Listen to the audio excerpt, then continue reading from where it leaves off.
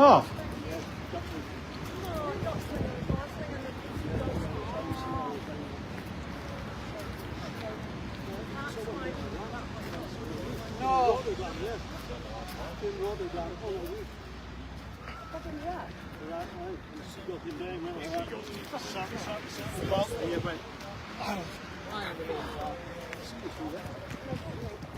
There is that, by the way. So, the worst Still want to great walk with us? Yeah. Leave him as in. Hello! It was going in the coach, you get to KFC. It was one of them, and there's 8 people sticking in there, and I was like, I didn't like to see it shipping out. But it totally turned like,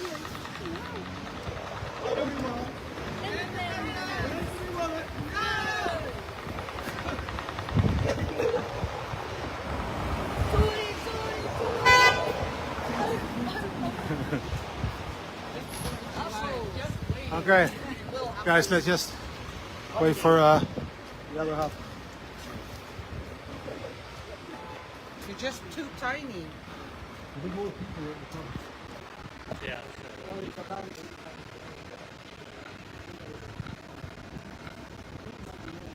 wel mooi wit voor de vlaggen. What is the political And then we sometimes go, whose streets? And we all say our streets. Just waiting for the people that fell behind. We're supposed to have blocked off that road. No, all right. As you can see, people, just a small crowd. It's at the side of the crowd. It's to getting the message across, and that's what we're doing. And that's what we keep on doing.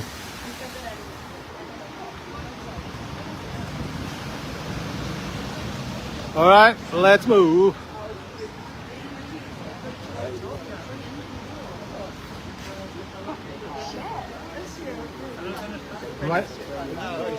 Might it be an idea to have you guys walk in front so you can set the pace? Because we don't want to have the march being broken up if it's... Yeah. Are we going to the embassy Yeah. No, don't worry about it. Well, maybe. Neil, maybe want to say something when we're at the embassy? Or I can't do, yeah?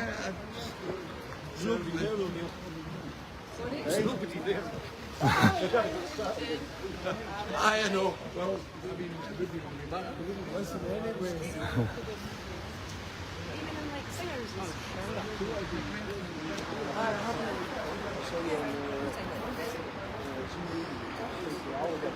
all right, we'll play back and start.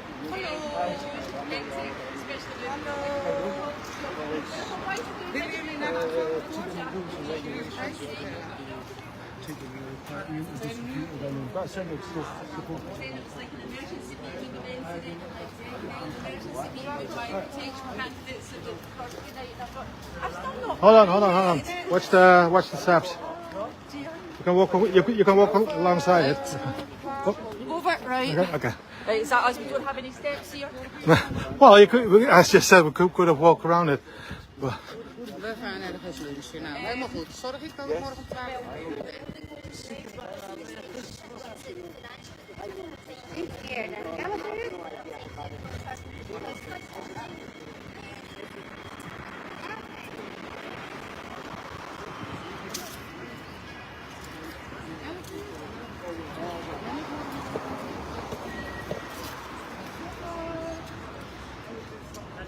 I love you. En zo gaan we nog een knopje drukken. Tot morgen. Doei.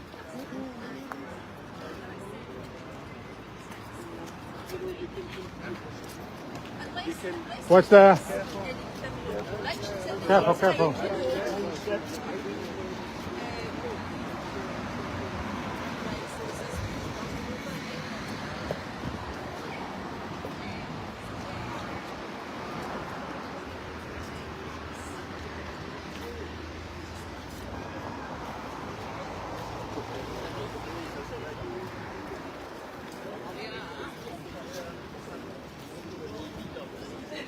Yeah, no, but I think they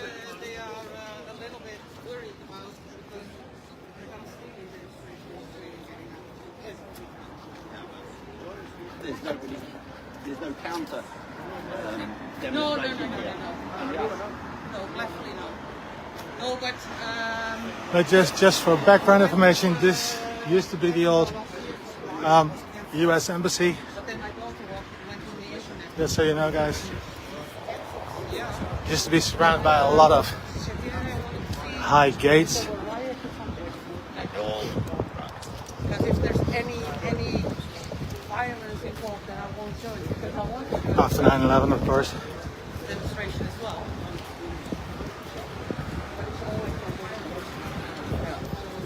And the market that you see here, guys, and across the street, we'll come past that when we go back.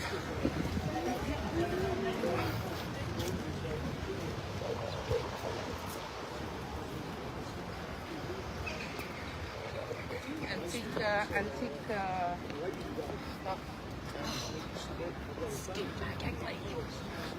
Charity shops, it's obviously trinket thing. Oh, Shit, I love that. yeah. Mr. the police department helping us out, leading the way. We live above a charity shop, so when you buy something here, it's not so much buying it, you borrow it, and you pay a little bit to borrow it, and then a few months later you can just take it back.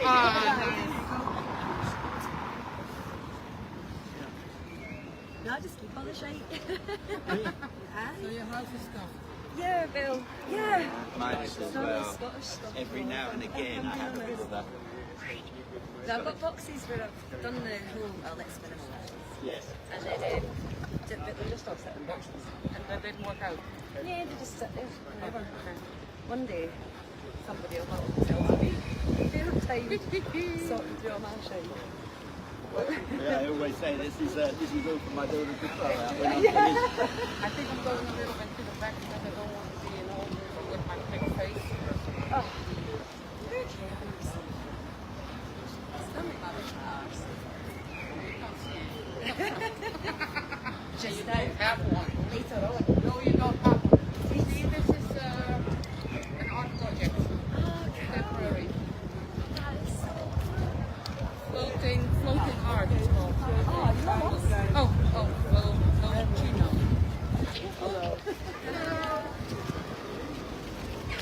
That is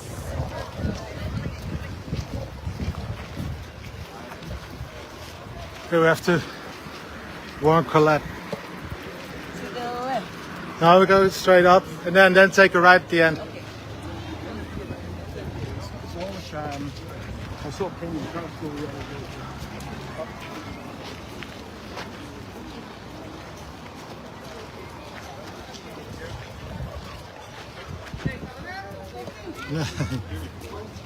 Nu wacht ik op Collette, dan staan ze daar te wachten. Nog iemand? Oh ja. Ja, Collette, maar die is blind, die is blind. He's blind. En in de pink shirt. The lady in the pink shirt. She's blind. Ja. Geen stok. Ah. Ze heeft geen stok.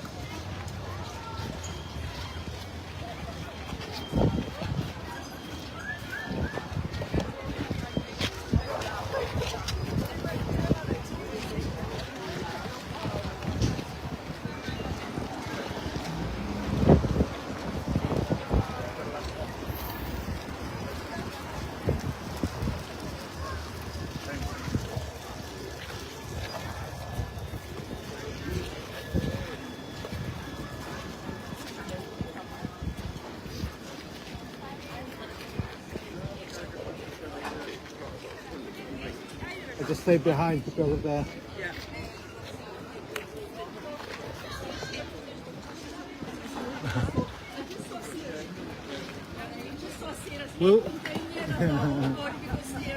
We'll wait at the end for you guys, alright? Sorry, I'm a bit slow. No worries, no worries. Yeah. Alright, I gotta catch up, guys. The rest of the group.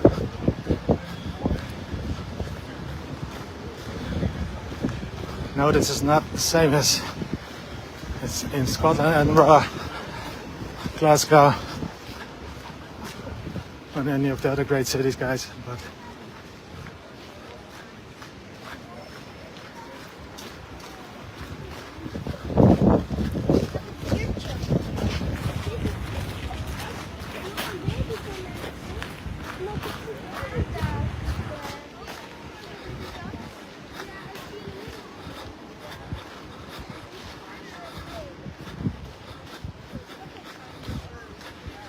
flags in the back already. Catching up.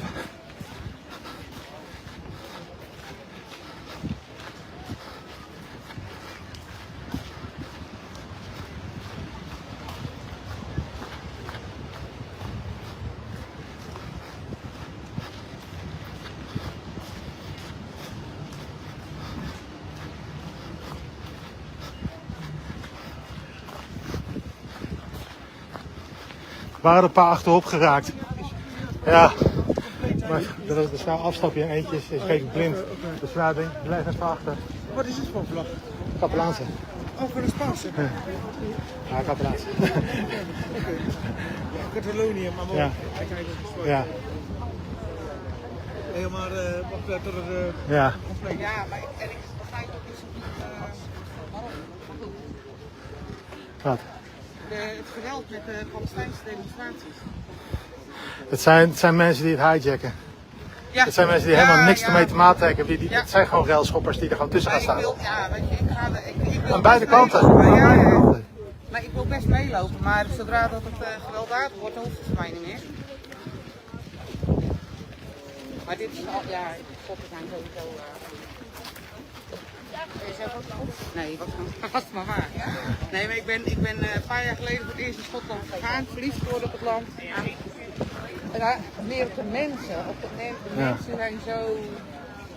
Ik ga altijd alleen en dan loop ik daar in Urk en dan zeg joh, kom je vandaan? Ja, uit Nederland. Oh, ik wil nog steeds naar Amsterdam. En dan denk ik, joh, ga nou gewoon naar Den Haag of naar Utrecht. I've got street German embassy. Ja, joh. Alright, everybody's caught up. So we're gonna continue, guys. Yeah.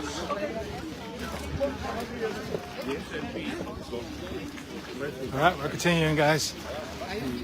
We're complete.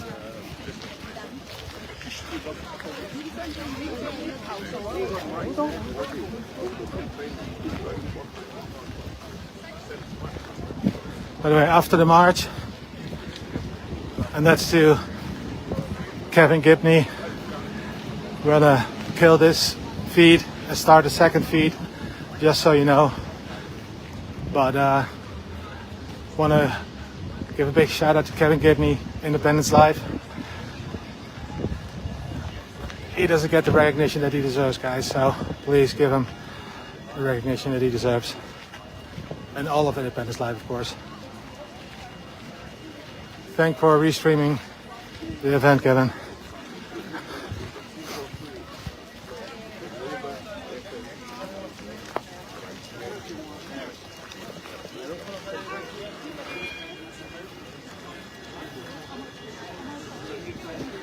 Well, it's been really busy today, so the march looks like it's a big crowd. It isn't, but no, it's just a symbolic thing. We'll walk past the British Embassy in a minute.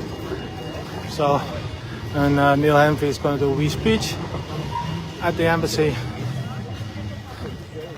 He's actually going to speak at the rally later on as well.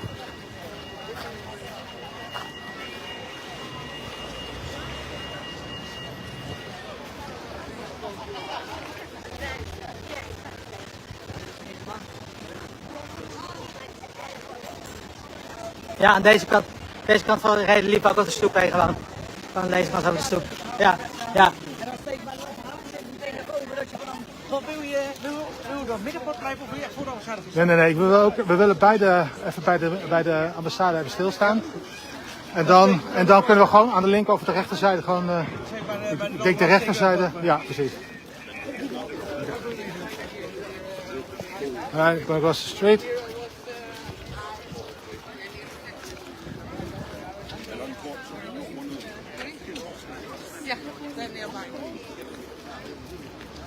We have to watch yourselves. It's not that busy, luckily.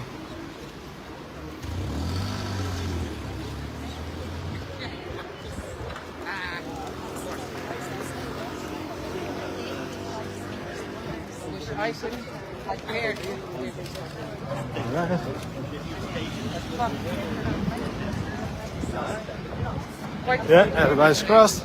Like the same here nowadays. Yeah. Yeah, because I was planning to. I'm going 23rd of September. Go with my car for the first time. Yeah, what I'm saying, Kevin, just so your message, what I'm saying is that because when we arrive, we have to get everything ready, of course.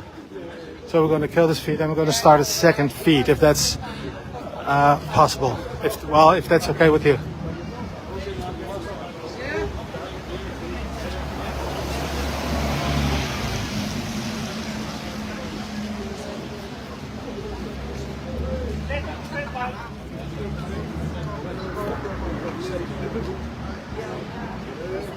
No, but I've got a friend in Aberdeen, and she picked me up 2 years ago. And she drove me all to Scotland because I got Whatever you want. Yes, the vechten! When do we want it? Now!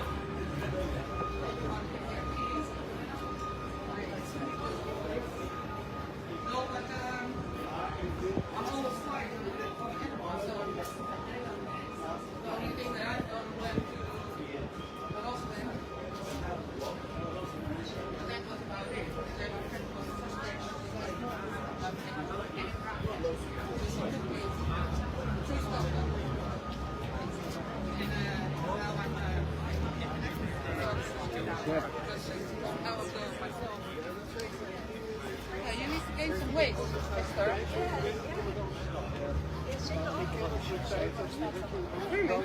Right, coming up to the British Embassy, guys.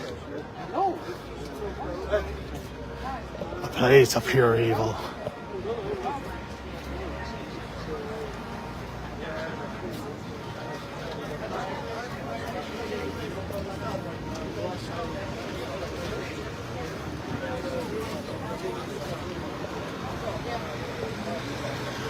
Oh, that's an oldie, guys. That's Volvo.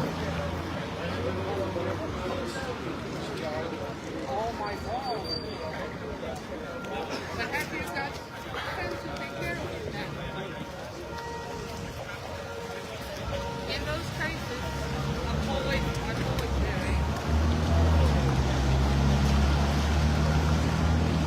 Yeah, but I'm telling you for now. And that's that guess. Keep it in mind. Hold on, guys.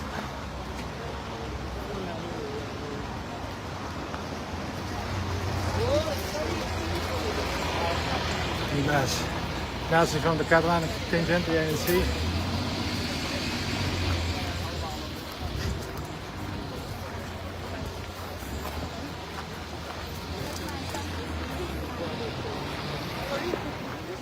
And right behind that yellow sign, that's the British Embassy.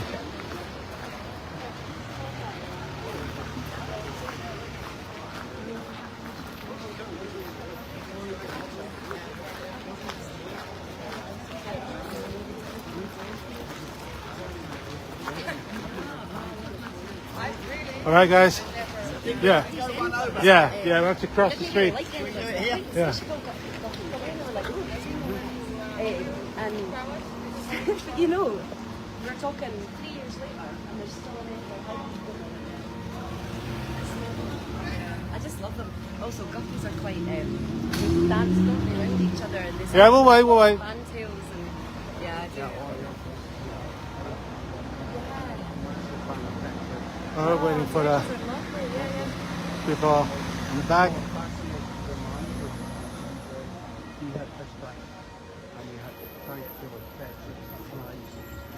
Oh, I could just sit there for hours watching them. They're just amazing. Yeah. I actually need to get myself these ones that you get with the wee line on them. I've only got one line, but they go on shows. I'm feeling bad for it.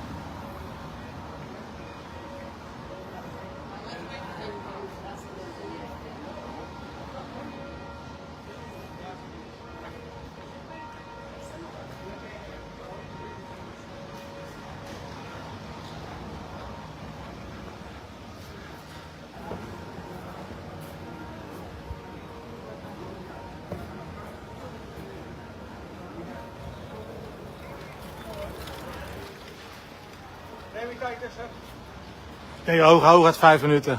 Hoger. Nee. And there we are. The Union Jack right at the top. Exactly. And the Ukraine. Alan. With the Neil, yeah, that's the British Embassy. Oh, we have to that photograph This here. is Well, right, because my hotel's just down here. alright, cool. Yeah, yeah. I came past here last night. I've got some beautiful photos.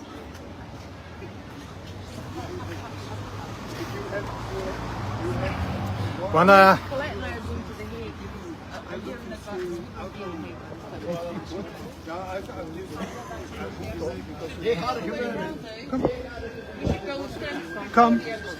come.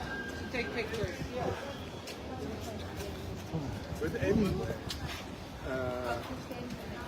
And now we all stand in front of the British Embassy. The silence, you want to... Anybody wants to take a picture because they're waiting?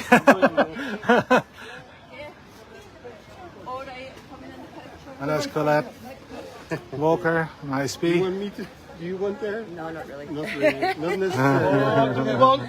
Get one of me, it's by accident. Yeah. You, of course, I can hear you from...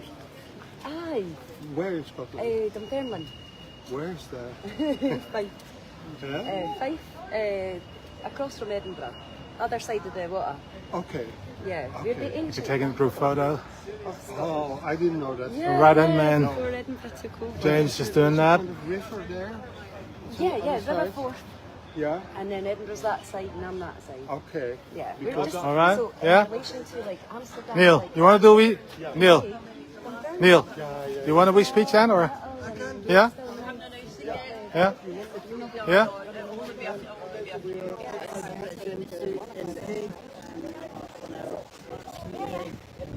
Independence.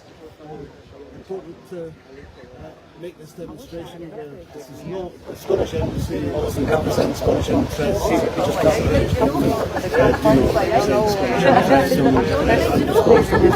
Scottish independence, not at some distant date in the future, but now, as a matter of urgency. All right. Thank you, Neil. And shall we move on? There's no such thing as British. There you go. All right. En gaan we gewoon helemaal rechtdoor aan tijd gaan we naar rechts toe. Ja, ja, is goed, is goed. Guys, move in. Wil je nog zo'n groepsfoto maken? Ja, dat al gedaan. Ja, met z'n allen? Ja, nee. Ik sta er geloof voor mij. We gaan hoor. I know you want to stand in front of the British Embassy, but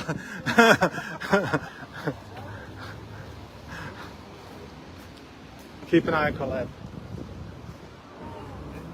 Maar vroeger liep ik hier altijd, hè. Lunch tussen met werk. Ik ben er ooit een keer binnen geweest. Hè? Oh, echt? Ja, dat was in de tijd toen Diana was overleden. Oh. En ik heb op de Kuipstraat gewerkt. Oké. Alleen stuk van de motorkamer.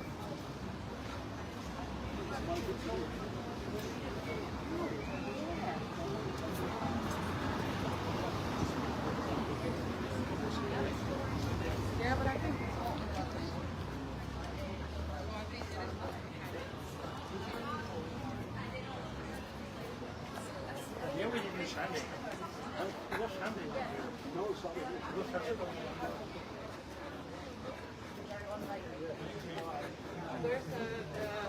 And guys, it's really getting hot, warm. It looks good. I hope this will stay the same. The weather is absolutely fine.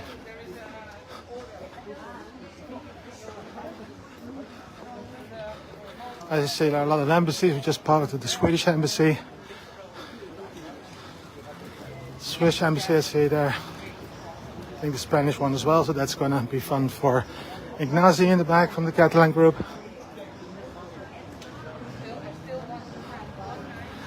And Tina,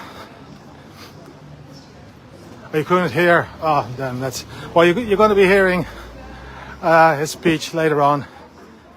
So sorry about that, Tina. And as you said before, I can't relate to anything British either, mate. So, absolutely right.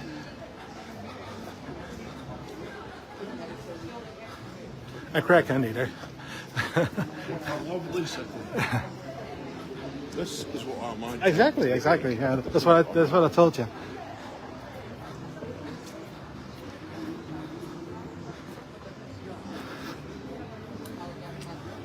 Right there at the end, that's a hotel where a lot of celebrities basically stay when they come over here.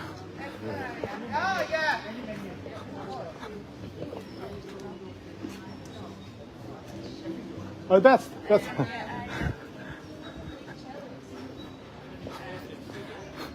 from the Spanish embassy. Yeah.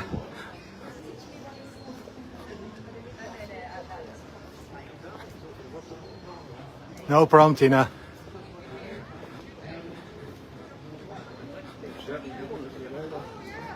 Yeah, just said on the feed, it's really good. I mean, when we saw the weather forecast, like, and especially how it was yesterday, right? Right, Craig?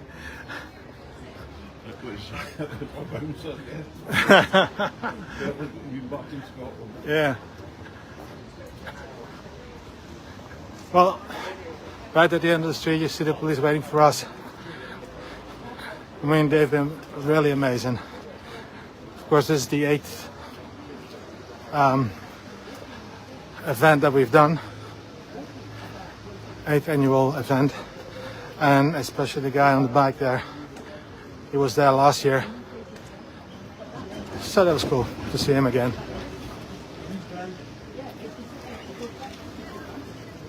All right. Now we're going to cross the street. Neil.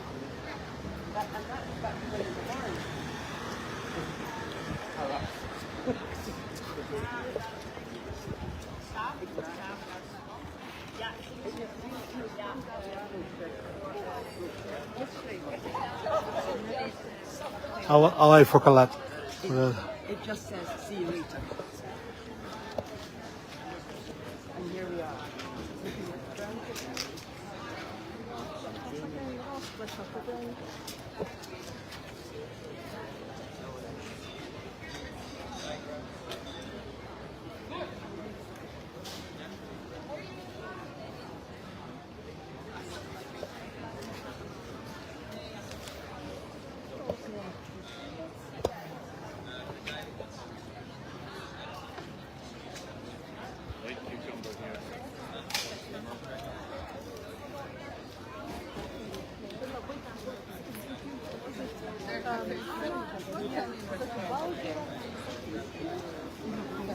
Oh yeah. Every year, big pizza.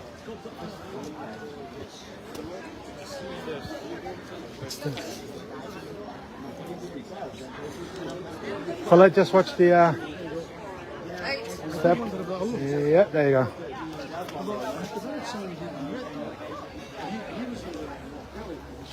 So here's your moment too as well, yeah. In front of the embassy. Yeah.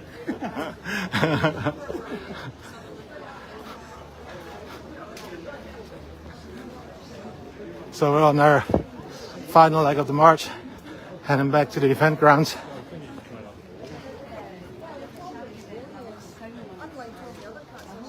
And then we're probably gonna cut the feed for about 5 minutes, so we can set up the tripod and everything, do a final sound check, stuff like that, and then we'll start the feed up again for the rally itself. But I hope you enjoy the march so far, and we're getting there.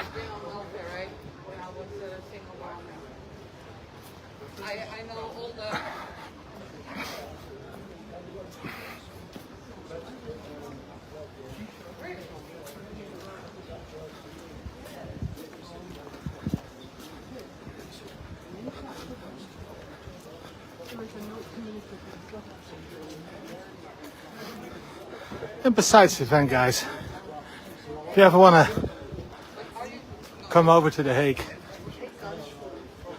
give me a call. I can show you around town. It's a really good city. Really beautiful. Old city center. which you will possibly love. Great places here. I will be at the Scottish pub Ned Kelly's tonight. Maybe do some videos as well there. Always come in, always invite there for a pint. So please, if you ever want to come over and you need information, just let me know, let us know at our page or contact me personally. And that's the flag, a good flag.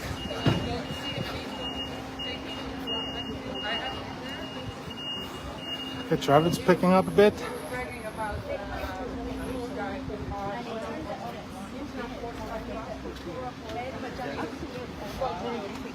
Just for your information, guys. That an advisory ruling, according to the ICJ, takes between 3 and... Right, guys. This used to be the American embassy. It was completely fenced around after 9/11. High fences. God, it's... Where are they now? No idea. No idea. So here's the outcome of that. When that statement was supplied, All right, almost at the end. the alliance Be there in about 5 minutes, I think. in terms of its self-determination with the UN. Again, like I said, the police have been amazing. Again, waiting for us.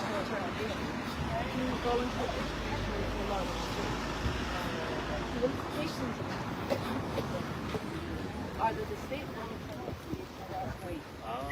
has my destiny like that of the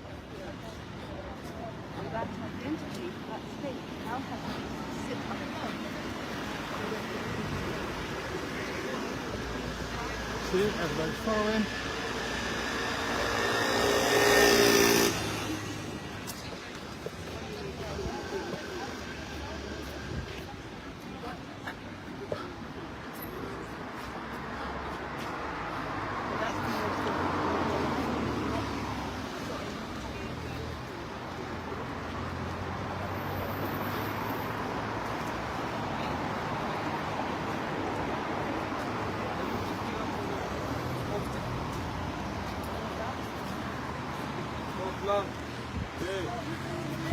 Yes, indeed. European Union, eh? Even so, absolutely, we should still be here. Bye-bye. We got a great lineup. Later on, people from Alba, ISP, Salvo, and then from the Catalan ANC. It's the Dutch contingent of the Catalan National Assembly.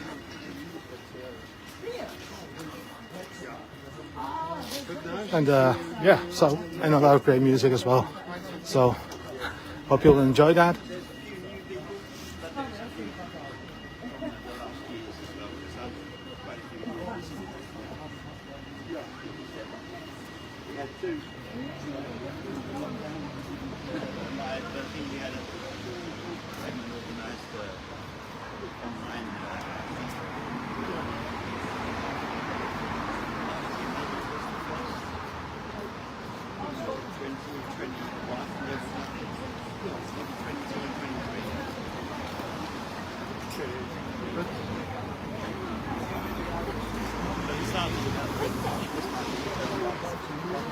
That's quite a long time ago, 6 years ago.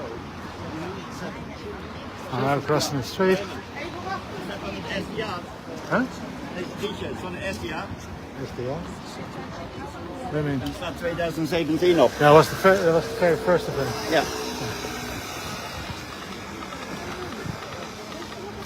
All right, we're here. All of us.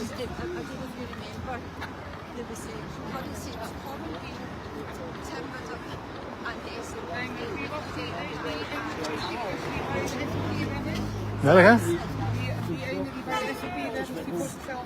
Angus. Angus met Neem.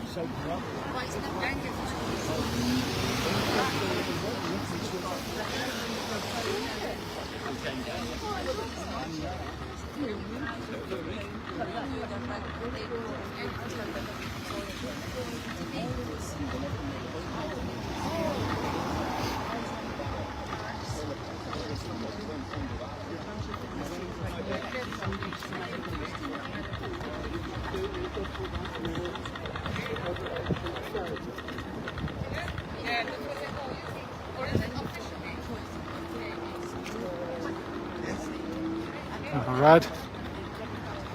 And up to the event grounds.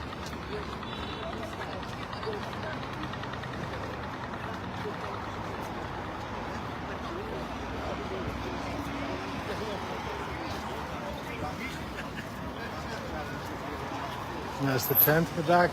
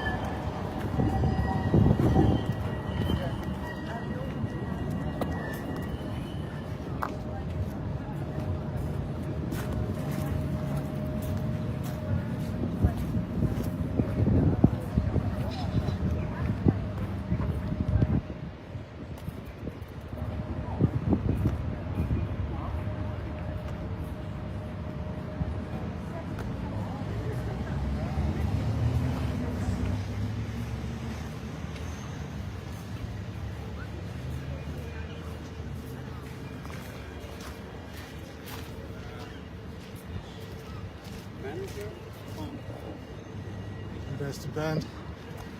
I think they're bringing us in.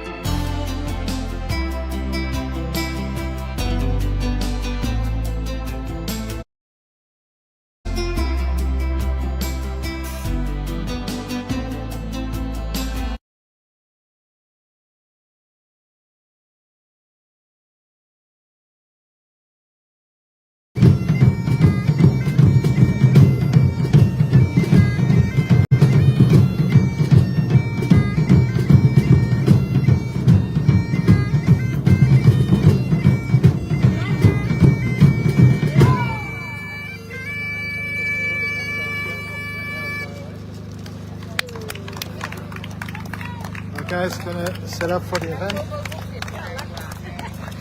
Just putting the tripod down. Put this down.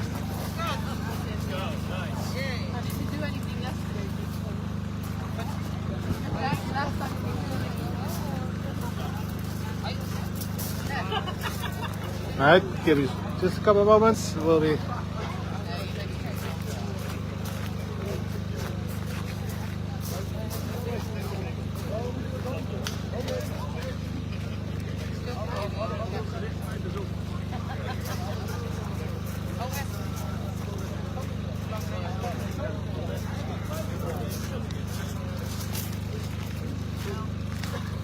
Alright, I'm filming. Good afternoon, everyone. Good morning still, by the way. Welcome to the 8th annual March and Rally for Scottish Independence in The Hague. And let me introduce you to our host for today, Mr. Colin Macpherson.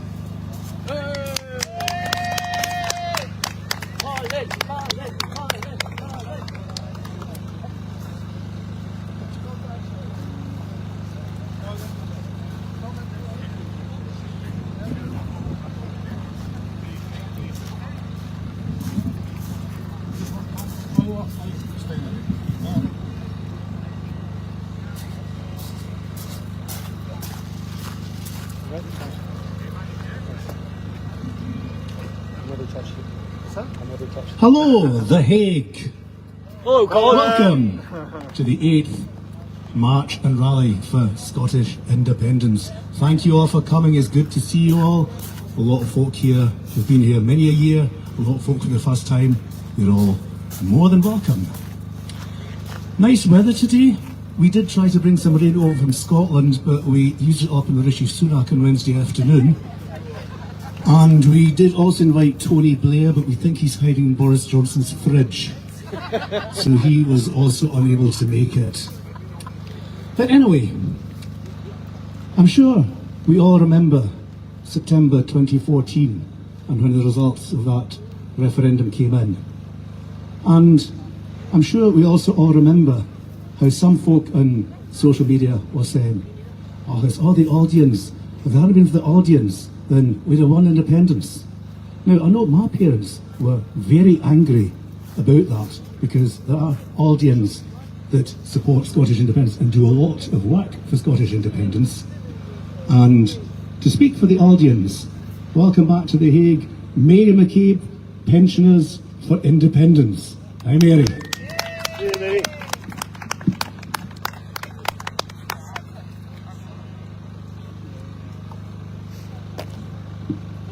Hello? Yeah.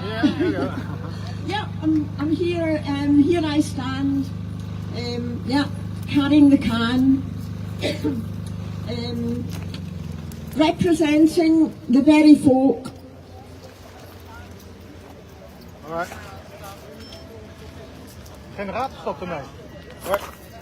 Guys, everybody watching in the feed, the generator just cut out, so we're gonna fix that. Just hold on. Generator.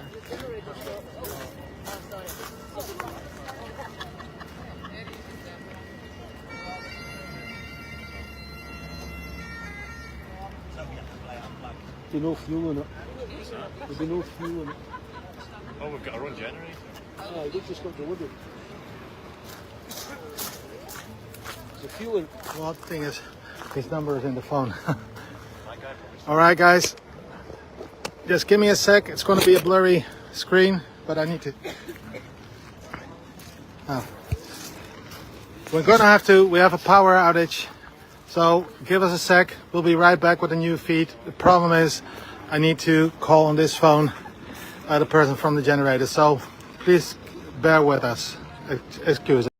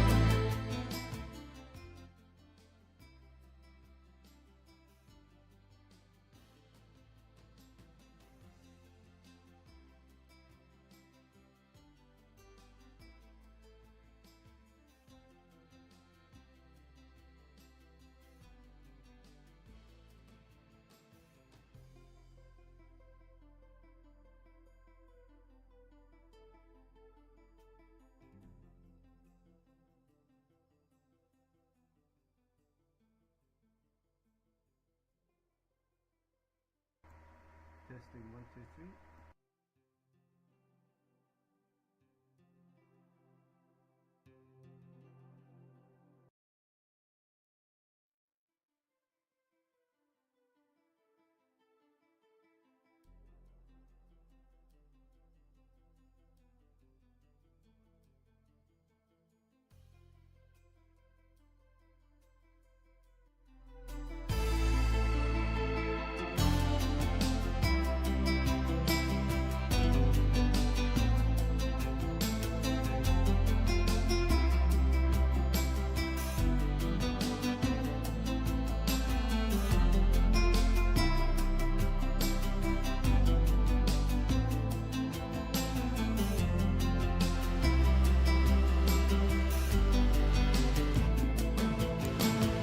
Testing.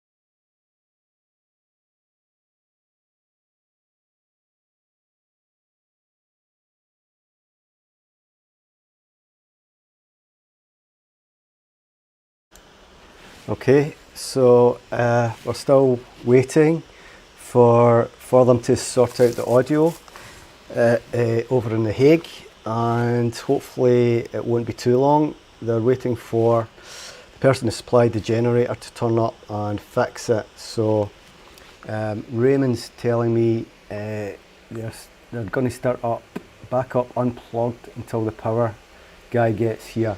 Right, so I'm not too sure what that's going to entail. I have told him to let me know when he's about to go live, and I'll pick up his stream. Okay, so while we're waiting, I thought I'd just tell you what's coming up on the TNT show on Independence Live.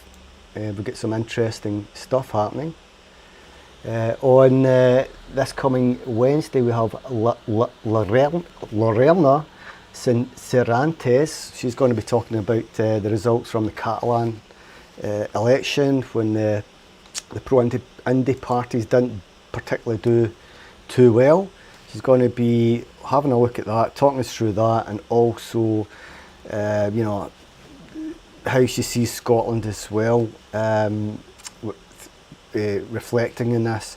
She did do her dissertation was on Scottish independence, so she's well versed on what's happening up here. Alright, so that's this coming Wednesday. The following Wednesday we've got Graham McCormick, of course, the person who was going to stand for First Minister and step back after he had a conversation with John Swinney.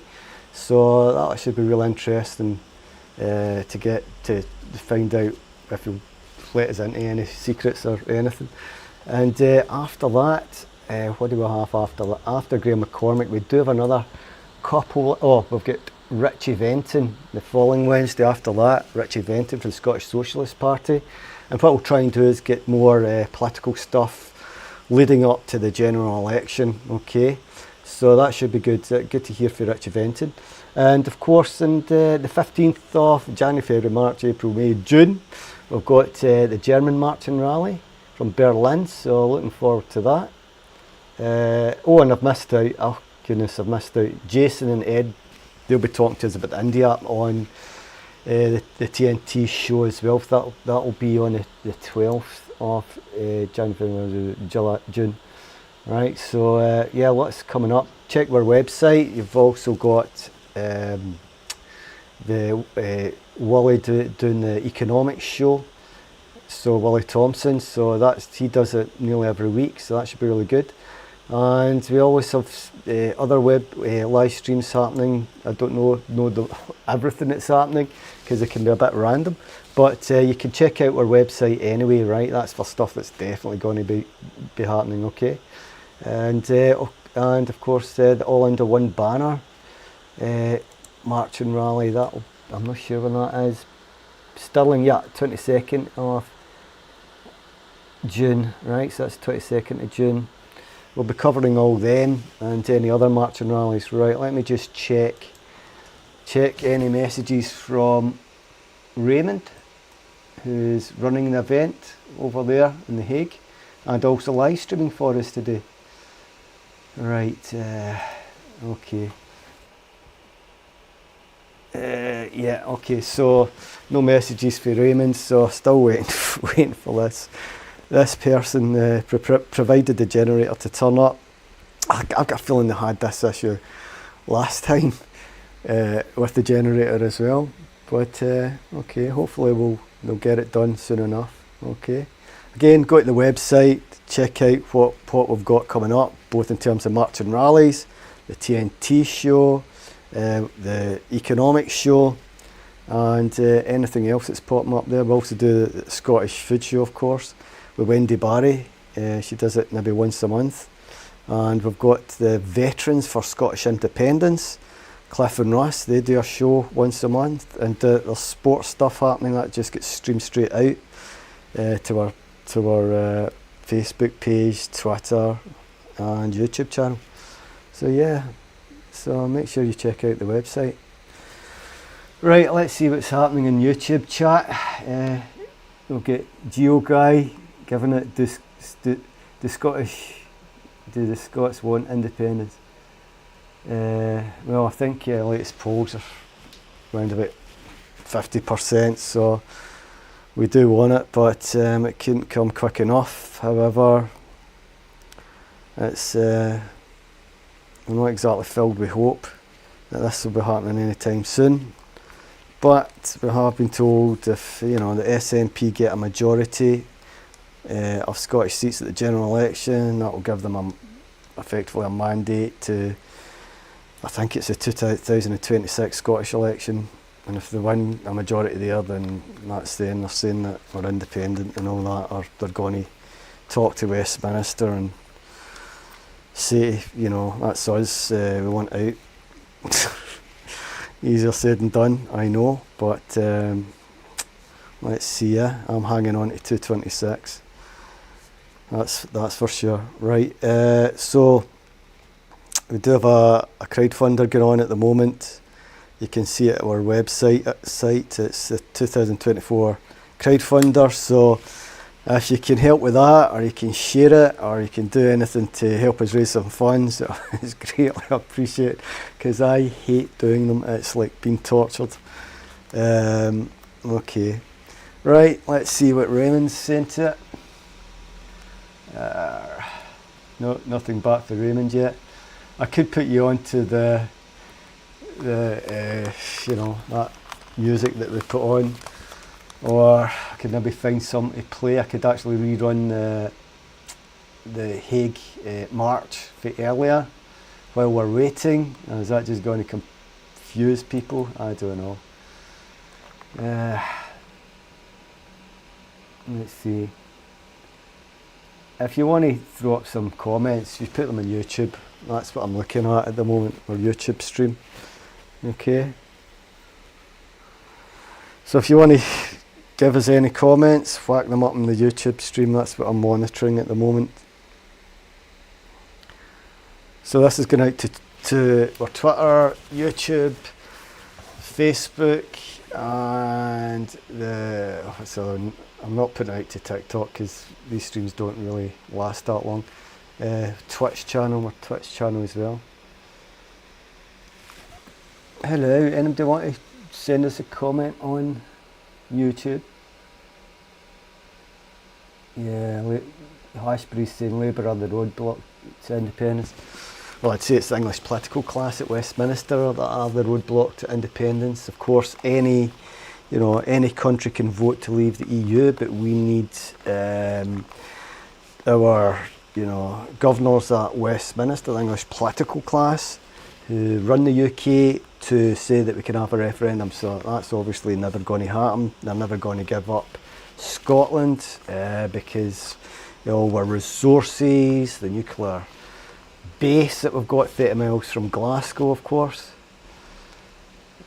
So yeah, they're not going to do it the easy way. So that's going to, we want to be friends at the end of the day, but they don't want to go down that path, do they? Okay, so yeah. Hi, Paul Jameson. Hi, Woof Pet on YouTube.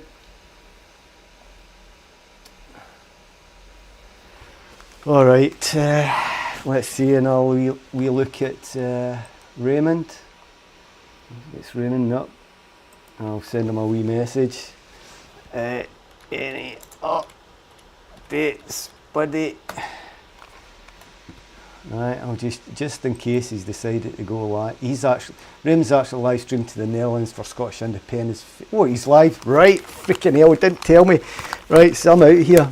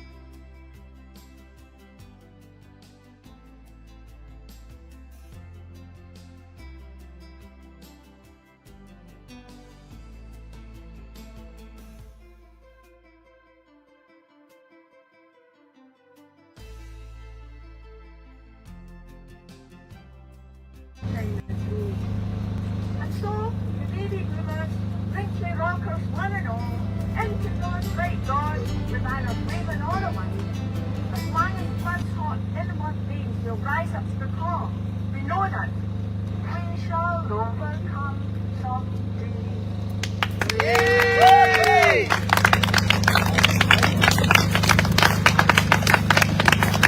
5 seconds. Let's hear it from Mary McCabe. Thank you, Mary. Well, friends, it wasn't the 50p apparently. The oil had run out. It hasn't run out. And we found some more oil, indeed. I don't know if we've heard that one before. Anyway, next up we got our second musician. After Sassenachs, we got a musician, somebody who is well known in Germany and of course in Scotland, across the folk scene through much of central Scotland especially, known amongst the Tartan Army, and also well known in The Hague because one of the few people who has been at every event in The Hague we've held in person over the years. Big round of applause please for my friend from Meurs in Germany, Tina Junnemann.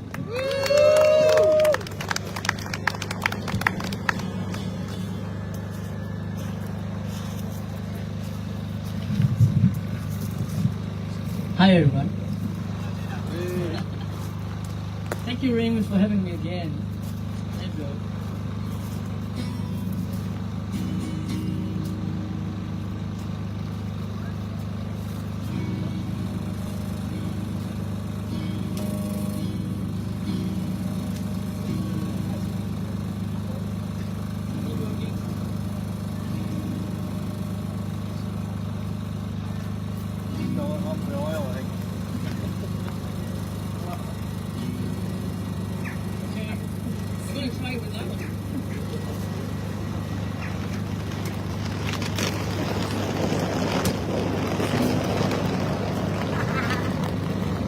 all bad things come in threes, guys.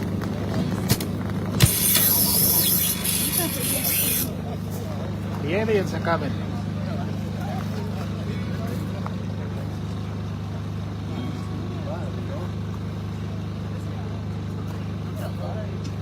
Working on the issues and the tax issues. It's never easy, guys.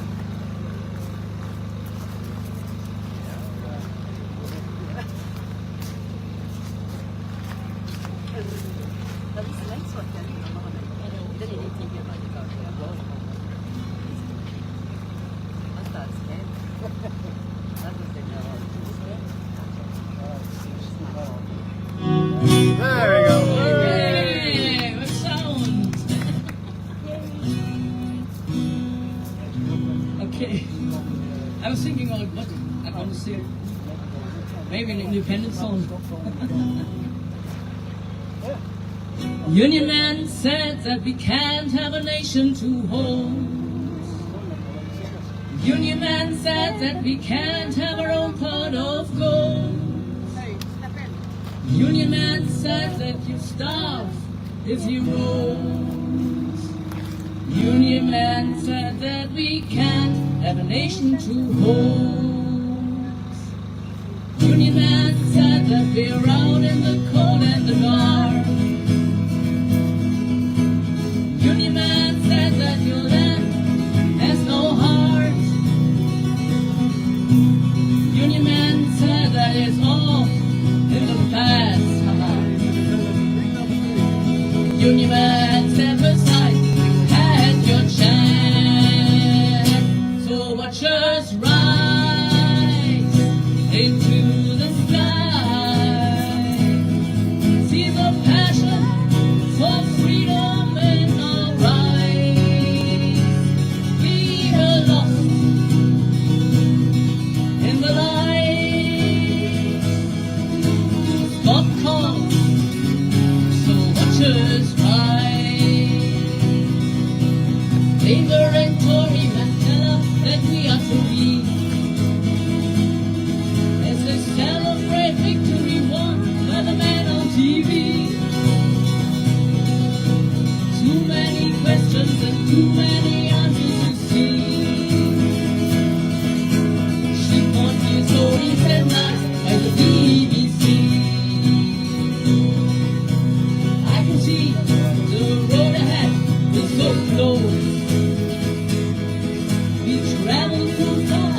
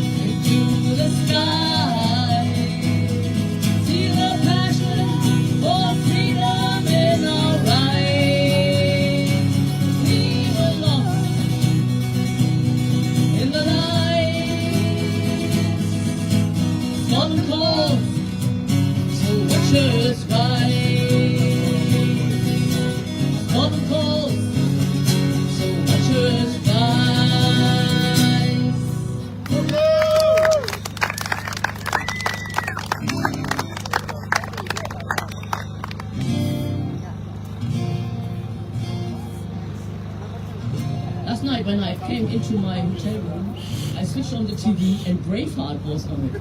I think that was a sign I have to play I'm Coming Home.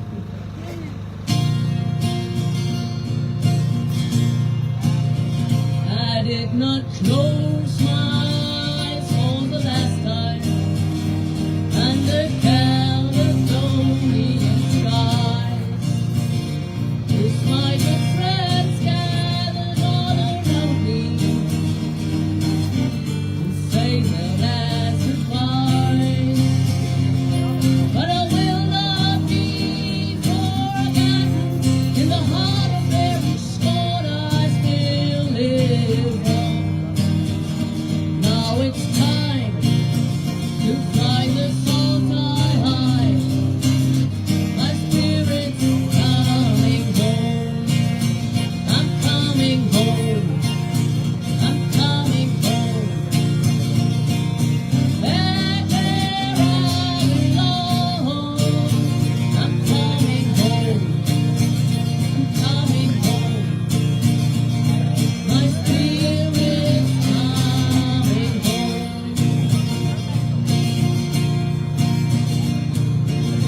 They tore apart my body, so I could not rise on Judgment Day. But what they did not realize is now I never go away. I'm coming back to the land I love, to the people I hold dear, to Scotland, St Andrews, and freedom. I'm coming home. I'm coming home. Back where I belong. I'm coming home. I'm coming home. My spirit's coming home. Oh, I'm returning after all this time to Caledonian skies, to the country I died for, so that our nation would survive. Once again to stand beside the people I hold dear, for Scotland, St Andrews, and freedom. I'm coming home. I'm coming home.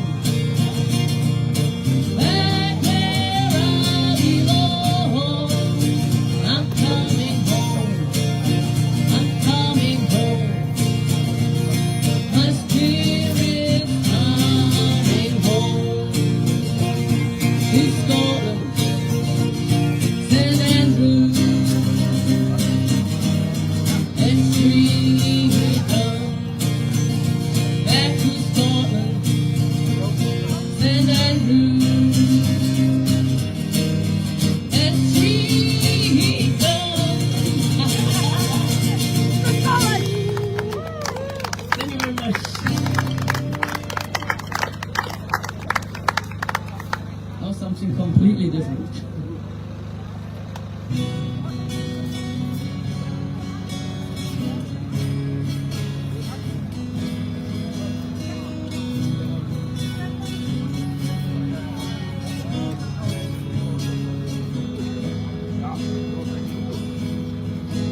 Every river I try to cross, and every hill I try to climb, every ocean I try to swim, and every road I try to find. You ask me to believe in magic, expect me to commit suicide of the heart, and you ask me to play this game without question, raising the stakes on this shotgun roulette. And every river I try to cross, every hill I try to climb, every ocean I try to swim, and every road I try to find, all the ways of my life, I'd rather be with you. There's no way without you.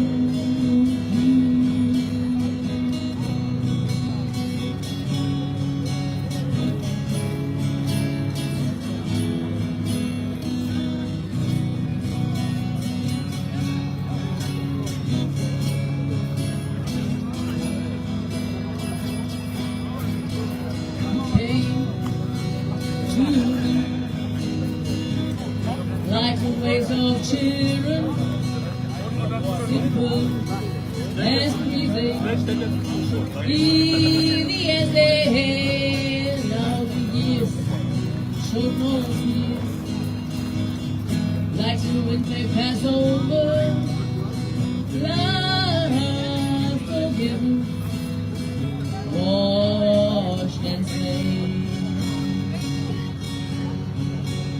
Every river I try to cross, and every hill I try to climb, every ocean I try to swim, and every road I try to find, all the ways of my life, I'd rather be with you. There's no way without you. Every river I try to cross, and every hill I try to climb, every ocean I try to swim, and every road I try to find, all the ways of my life, I'd rather be with you. There's no way without you.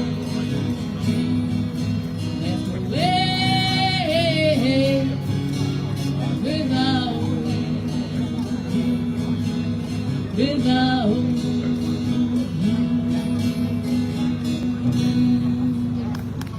Thank you very much.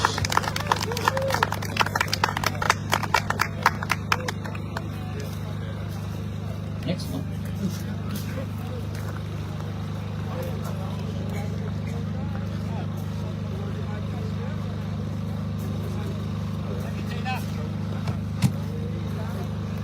Okay, thank you very much, Tina Junnemann. A round of applause for Tina. Always good to hear a wee bit of rhetoric. Well, folk, as I'm sure many of you are aware, there are now a number of parties in Scotland supporting independence. One of those was founded in 2020, the Independence for Scotland Party, and we're pleased to welcome the party leader, Collette Walker, up on the stage to come and talk to us today. Hello, Collette.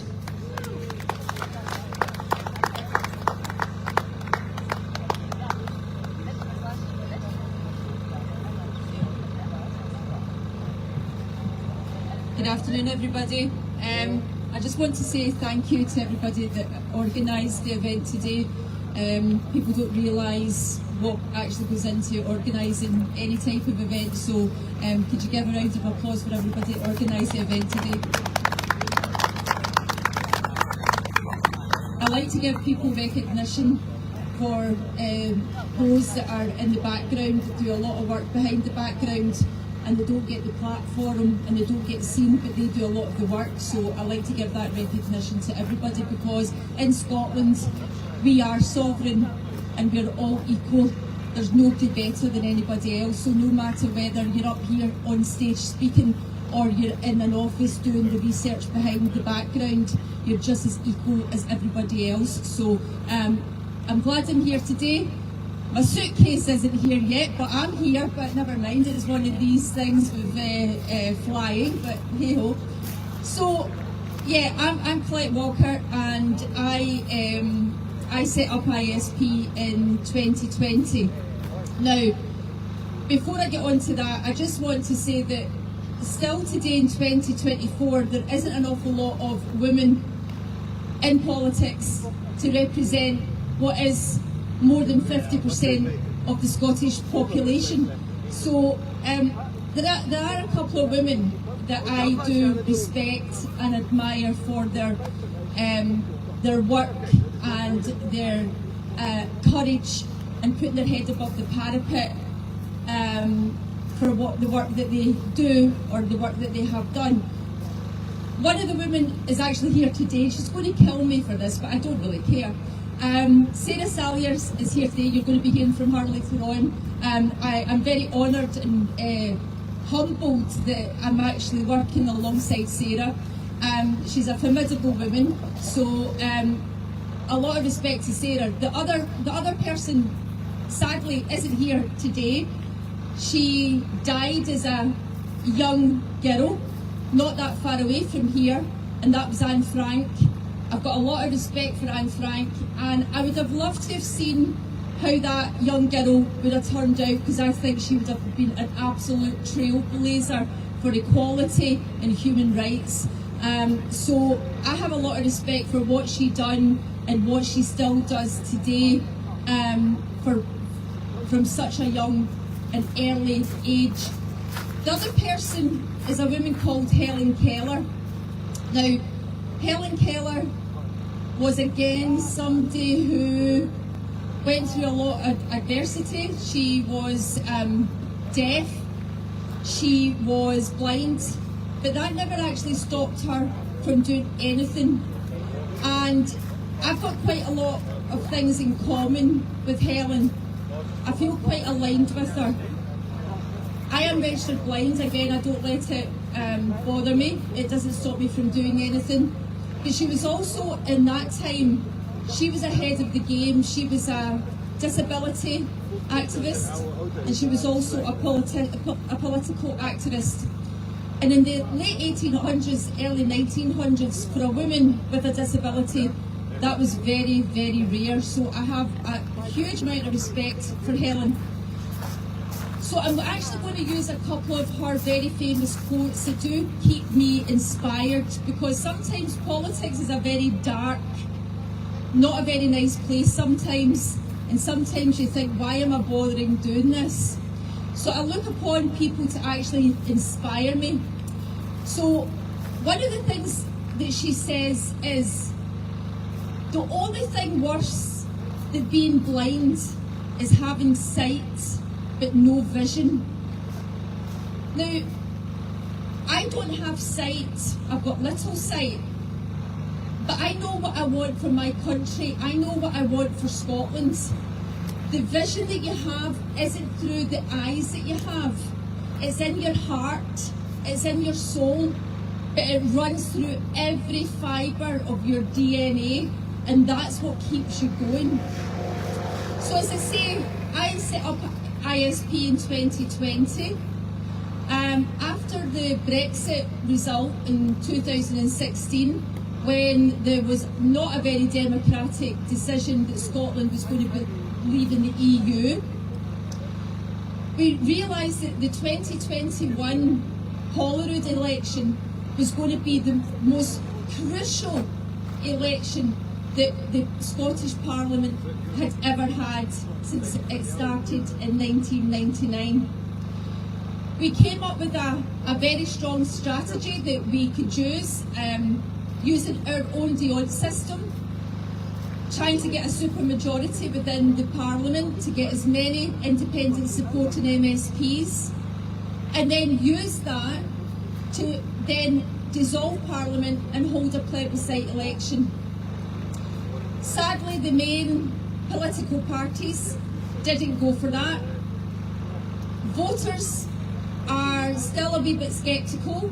They think that the main parties are the only ones that actually know what they're doing. The vote didn't go how we actually wanted to do in 2021, and we actually lost over 1 million regional list votes that went to the unionist parties, where we could have actually have had a super majority with those 1 million votes, and we could have actually have done some more work in dissolving the parliament and holding a plebiscite. But that was then. We have to move forward. So ISP are the only party, the only Scottish political party that is standing on abstention. We have no will at all to be in Westminster. There is no way on earth myself or any of my members that are elected in any election is actually going to go down to Westminster and swear an oath to a monarch that's not our monarch. And when I say that it's not our monarch, in Scotland, as I said, we are sovereign. The people are sovereign. We are the crown. We don't have a royal family in Scotland. The monarch is in England, is an English monarch. It's an English parliament. We are the crown. We are sovereign. I am not going to swear an oath to something that is not of mine. The people I will swear an oath to, not a foreign monarch. So we are the only party that stands on abstention. The general election has just been called, so it's going to be a busy few weeks ahead. But that's not our main focus. Our main focus now is leading to 2026 Holyrood election. Now, we thought that 2016 was bad enough coming out of the EU and what that meant for Scotland, whether it was trade or NHS or social care, because of the freedom of movement of people. But now it's got even worse. Because of Brexit and because of what the Tories have now put upon us, Scotland now have 2 free ports and 18 special economic zones, basically turning Scotland into one huge tax haven. Some of our politicians, sadly, are trying to give it the spin that there's going to be more jobs, infrastructure, net zero, all these, this rhetoric that makes it sound very good. But we keep asking them about this word investment. They're investing hundreds of millions of pounds into a company in the Cromarty Firth. We ask them, what is our return in that investment? Because anybody that invests any money into anything, you want to know what your return in that investment is, and they can't answer that. They talk about renewable energy and offshore wind farms, but all that energy and everything that goes along with reserved matters goes down to Westminster. So how on earth can Scotland and the people of Scotland be benefiting from privatisation and from reserved matters that are going still down to Westminster? You only have to look at what happened with the East India Company many, many years ago. Exactly the same format. And there's one thing, the colonists never go away. They come back, but they use the same strategy. But they do it in a way that creeps up on you until only a few people start to know it and then they start to speak out. Well, I'm part of Salvo Freeport's campaign, and we've been travelling around Scotland trying to educate people on exactly what free ports and economic zones actually mean. Sadly, our elected representation won't come to any of our meetings to actually tell us what is so good about these free ports. But sorry, they call them green free ports to make them sound slightly better. But they won't come and tell us. So I basically ask them, if this is the pot of gold at the end of the rainbow for Scotland, if it's going to bring economic prosperity to Scotland, why then do nobody in Scotland know about these free ports or special economic zones? Why is it up to the likes of myself and other members of Salvo to come together and do the research, use our own resources, travel the country to try and tell people exactly what's happening? Why are they scared to come to our meetings to tell us their side of it? So that is a bit of suspicion in itself. Our free ports are different to the free ports that are in the EU. You've got a free port not that far away in Rotterdam. It's publicly owned. Ours are privately owned. So it's public money going into privatisation. I'm sorry, Scotland, we're not having it. We didn't vote for it. We don't want it. So the fight still goes on. Now, at the end of the day, that is, thank you, that's what we have to deal with just now. But, as Helen Keller says, optimism is the faith that leads to success. So I'm quite an optimistic person. I try and look at the positives in everything. So I have to look at the work that ISP are doing, that Salvo are doing, and other political parties might be doing to try and get us to independence.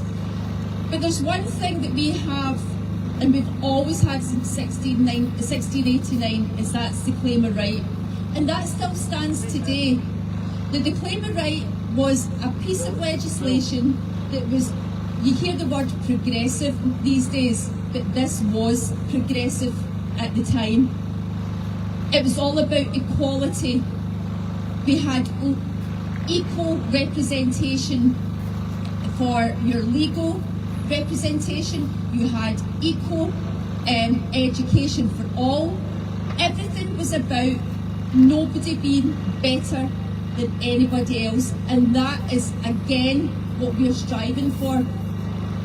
So I want to use the claim of right to give people that vision, the vision that I'm talking about in your heart and in your soul, that this is the kind of Scotland that we could go back to, not a dictatorship from the Tories or any other unionist party that might take over Westminster. We need to then be back to where we were, sadly, in 1689, but we can bring the claim of back right, back to us again. We can bring it up to modern day standards, but we need to have the people of Scotland thinking out the box now. We can't keep voting the same way. We can't keep thinking the same way. We need, because otherwise we're going to be in the status quo, constantly in the status quo. So we need to make things change, and I know we're hearing that a lot just now. Change is frightening, I understand that, but we need to put our heads above the parapet. We need to make that change more than ever for Scotland and the people of Scotland, because we're getting poorer and poorer. We're a rich nation.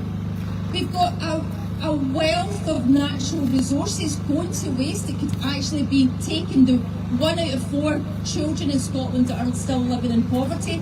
That's a scandal in 2024 in Scotland. That should never be happening. So I'm going to end on this note.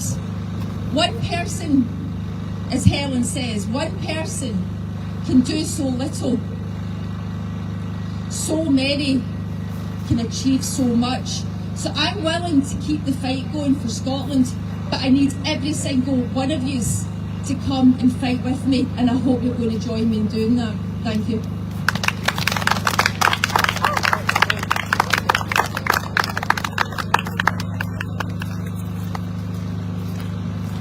Thank you, Collette Walker, leader of the ISP. Well, folk, I think it's time for a bit more music.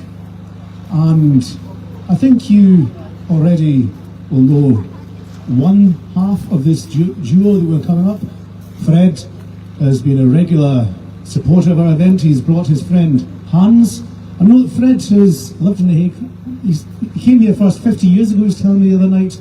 He did live somewhere else, I think in Belgium for a few years. He's now back, and this will be his first time performing at this rally as a Dutch citizen. So, welcome aboard, Fred and Hans.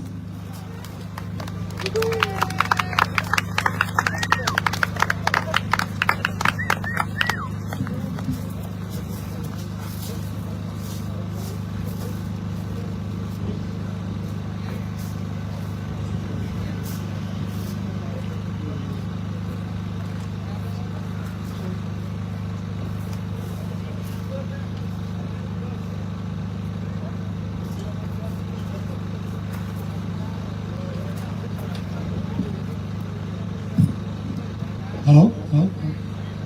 Beetje reverb.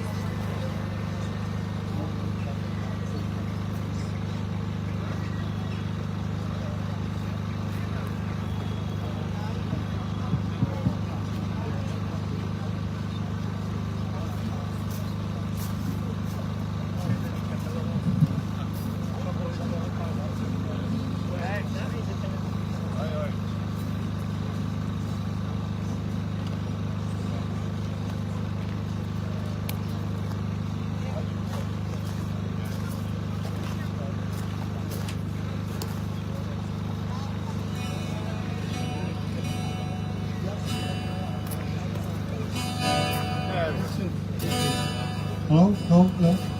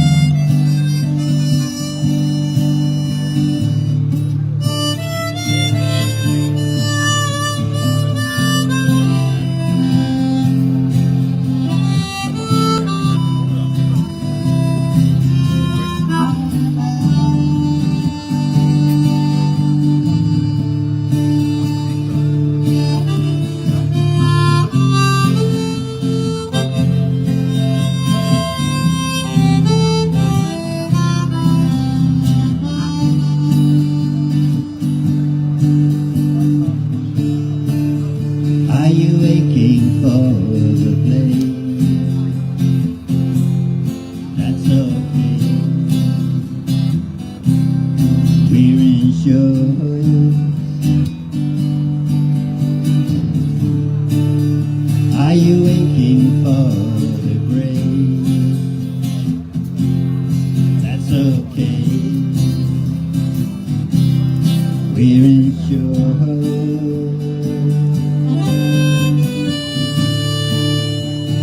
Getting away with it all, master. Getting away with it all, master. That's the living.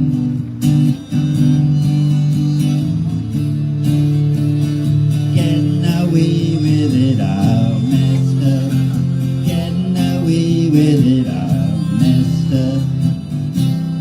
That's the living.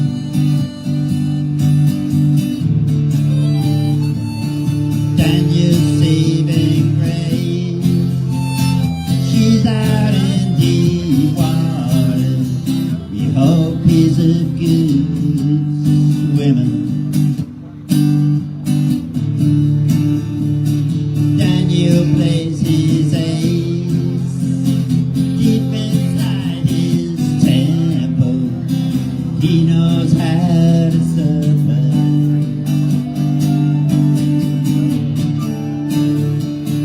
Getting away with it all, master. Getting away with it all, master. That's the living.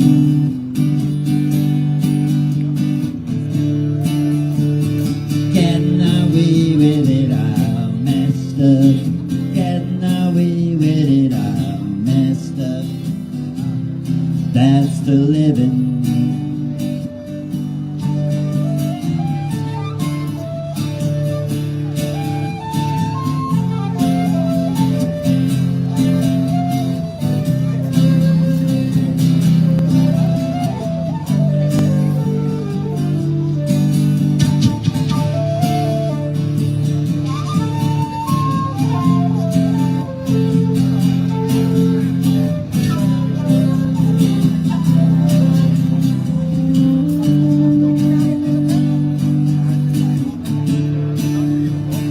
Daniel drinks his ways.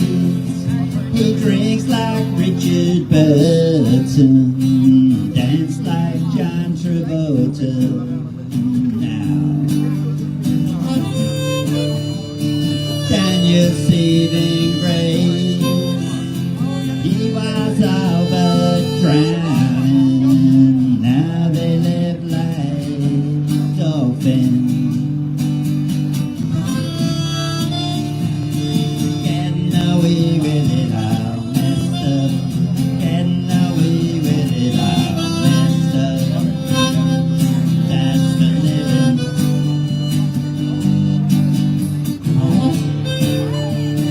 Getting away with it all, master. Getting away with it all, master. That's the living.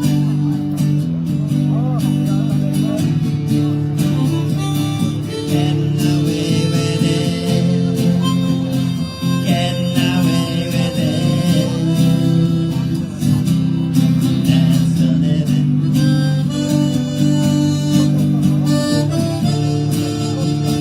Getting away with it. Getting away with it. That's the living. That's the living.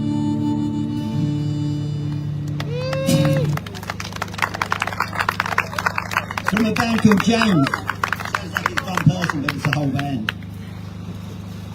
I'm going to do a couple of my own songs now.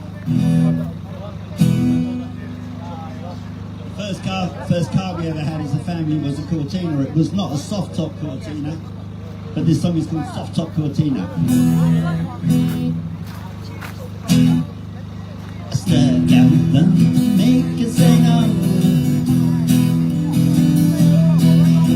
She put on the brakes and put up real slow.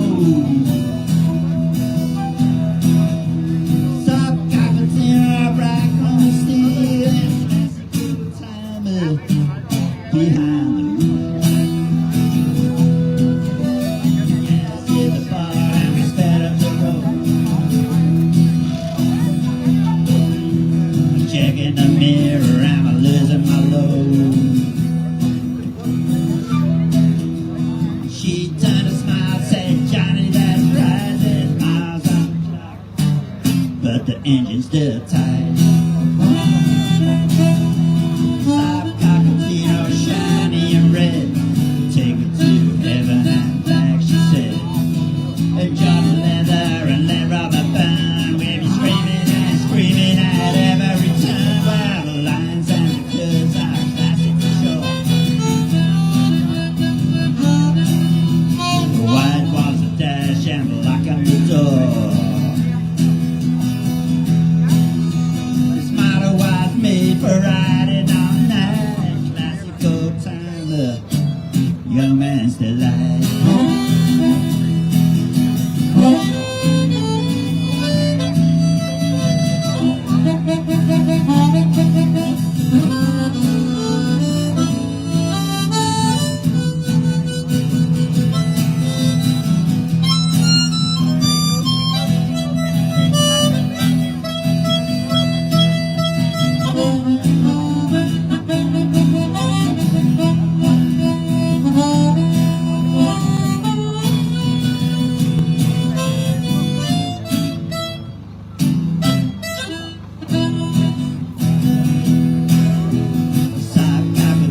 Shiny and red, will take me to heaven and back, she said.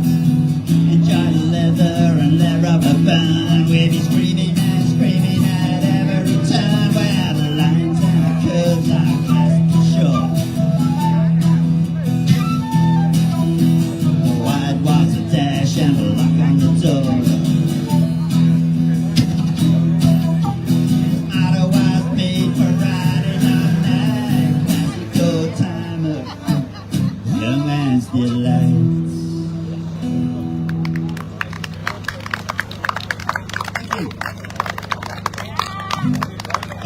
I was sitting at home with my grandson a few months back. He was on the floor playing. I was in the kitchen doing something. Radio was on in the background, and the DJ was interviewing someone. One of them said to the other, they were talking about another artist. One of them said to the other, that guy was a one-hit wonder. And the other person said, nobody wants to be a one-hit wonder. And I thought, I want to be a one-hit wonder. Just 50 minutes of fame. I want to be a one-hit wonder and then go back to bed just the same. Wonder,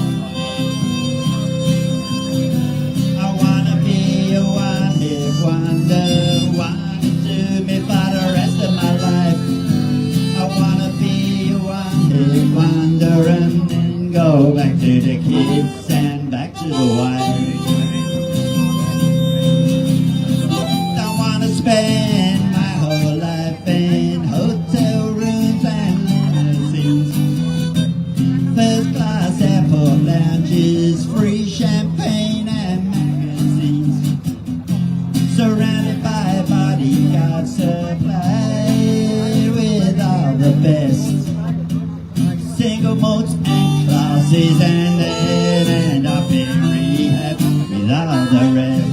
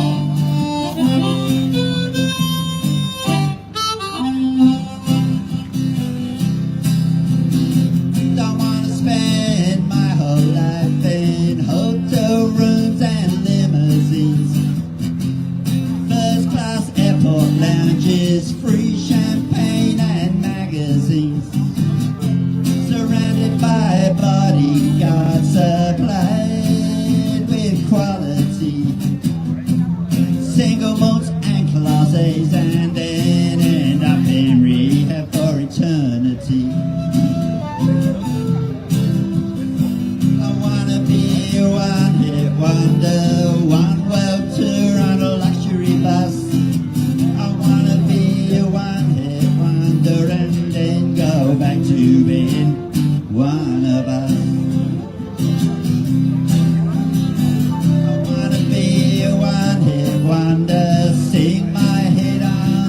the pubs. I wanna be a one-hit wonder and then go back to singing all the floors. Don't wanna spend my whole life in hotel rooms and limousines, first class airport lounges, free champagne and magazines, surrounded by bodyguards to play with all the best, single modes and classes, and then end up in rehab with all the rest.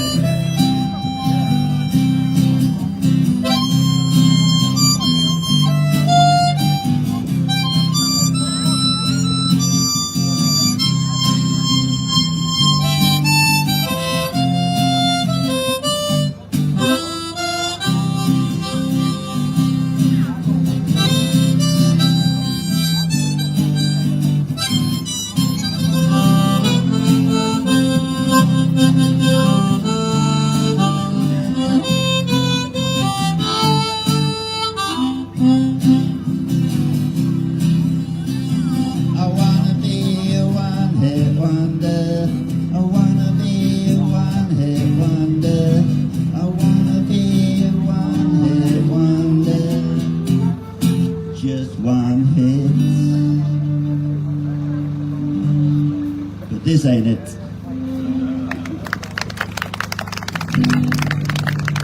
Last song is from a band that was here last week, played here in the park, where you guys had your first gig some years ago.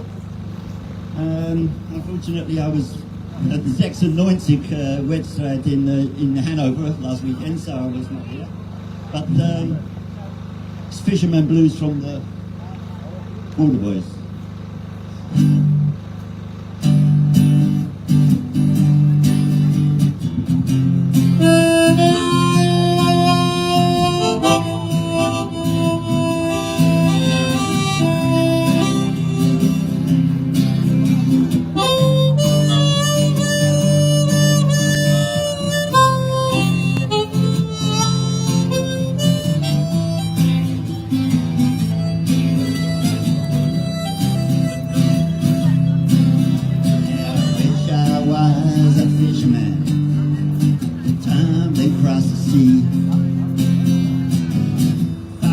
From dry land and its bitter memory,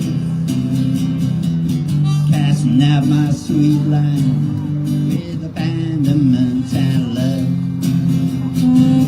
No sail bear down on me, set starry skies above, the light in my head, you and I.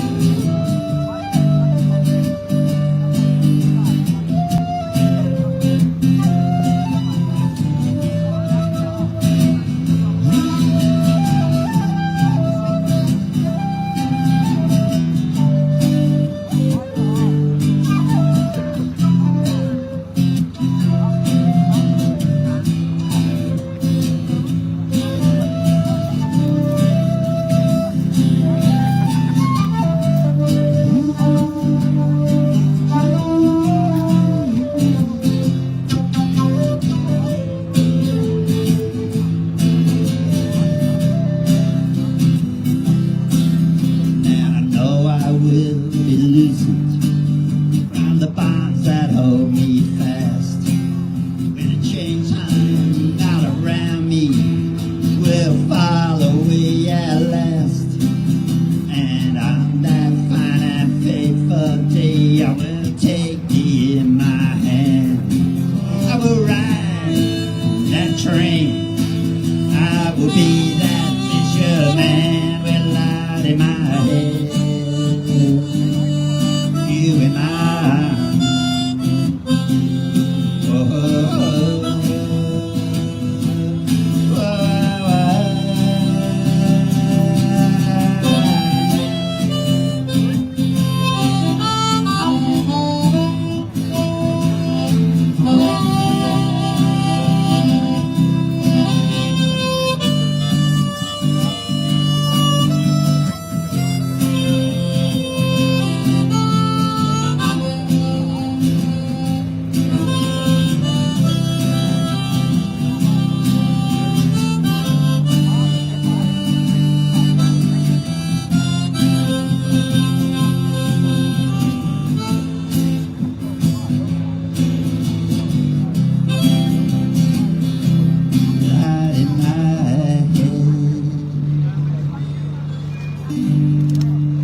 Thank you for listening. Good luck, everybody.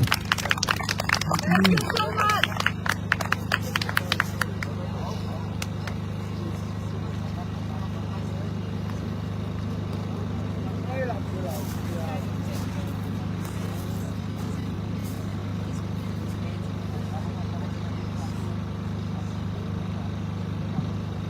So, thank you very much, Fred and Hans. Hey, give it one applause. Come on, you deserve it. You're not here to sleep in the park bench. Well, guess what, folk? It's time for another audience.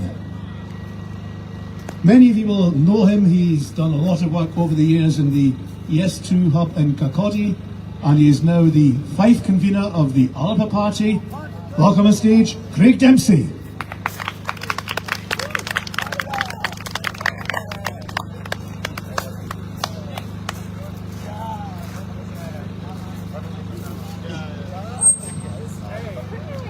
Good afternoon.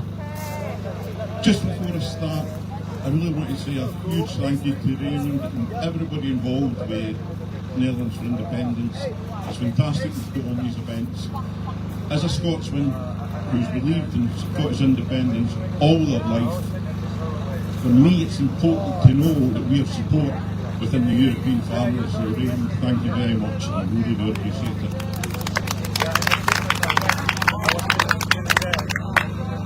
I had no clue what I was going to say today. I really didn't. And I was kind of thinking, will I talk about the work that I do with Neem? Will I talk about the work that the S2 Hub and Kirkcaldy has done? But what I decided to do, I'll tell you a little story about a Twitter spat I had a couple of months ago. I put up a tweet, I can't remember where it was, but it finished with Scotland is a colony of England. And this unionist, not a very intelligent unionist, he jumped in and he called me a lot of names, but he finished off his tweet with, the world should be grateful for the British Empire. So, I thought, yeah, well that's not a good way to finish a tweet when you consider they raped and pillaged 2/3 of the earth. So it's not a great thing. So I made a comment, you know, that's ridiculous, what a ridiculous statement. He then came out with the most bizarre tweet I've ever seen. What he said was, look at India. They wouldn't have a railway system if it wasn't for the British Empire. I pointed out the reason they have a railway system was to export the riches of India back to London. And what they're doing nowadays is exactly the same to Scotland. Scotland is an energy-rich country. Yet we have put pipes, cables under the sea that go from Scottish renewable energy down to England. And what benefit is it for Scotland? None. We pay the highest electricity prices in the UK. Our pensioners can't afford to heat their homes. Families struggle to feed themselves. I put a request into the House of Commons Library a few months back. Their estimate for last year was £4 billion worth of renewable energy went south. £4 billion. Not a penny of that came back to Scotland. It's estimated that by 2030 that will have risen to £14 billion a year. Just think about £14 billion, and not a penny of that is going to be spent in Scotland. So we need to do something. We need our independence. Now, I didn't have to listen to Richard Sunak on Wednesday announcing a general election. I knew there was one coming because the SNP started talking about independence. That's the only time they ever talk about it. There's an election coming. Independence, freedom! So my message to you, if you're in Scotland, if you can vote for a true independence party, either ALPA, ISP, please do it.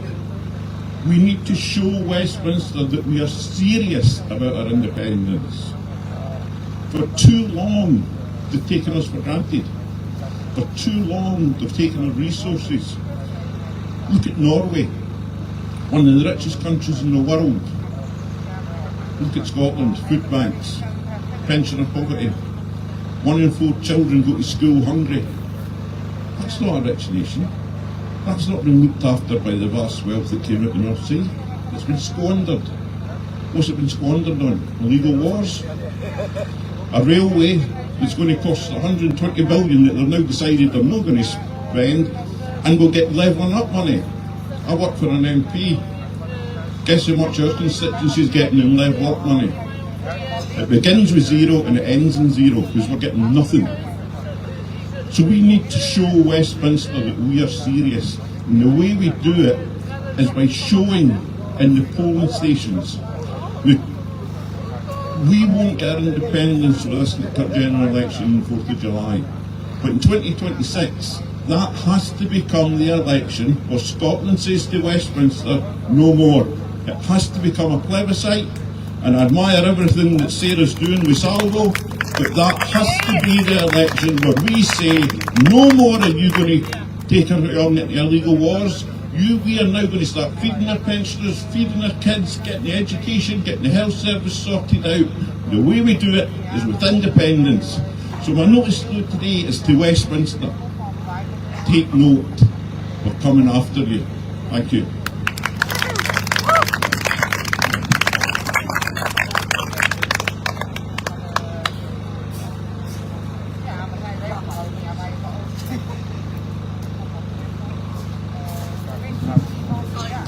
Thank you, Craig Dempsey. Now, folk, listen to some of the speeches today.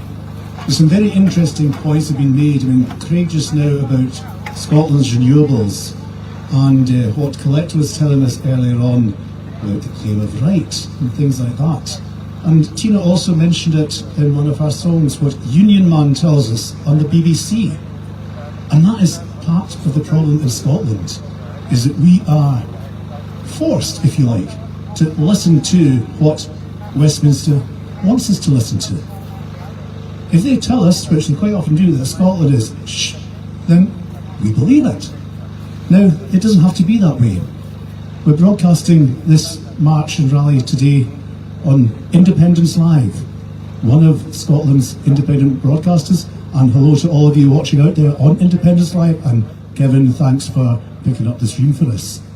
But we've also got Caledon Radio. Norrie Hunter, his website was hacked recently, and he's now trying to raise money to get his website, his radio station back on air. And of course we also have Broadcasting Scotland. Now, I know time is hard for everybody. There are folk that don't know whether they can afford to heat or eat. Cost of living crisis. So it is difficult. But if you can, please consider supporting our independent media, Independence Live, Broadcasting Scotland, Caledon Radio. They really need it, and we need them. And if we lose them, we will be the worse for it. So please think about that.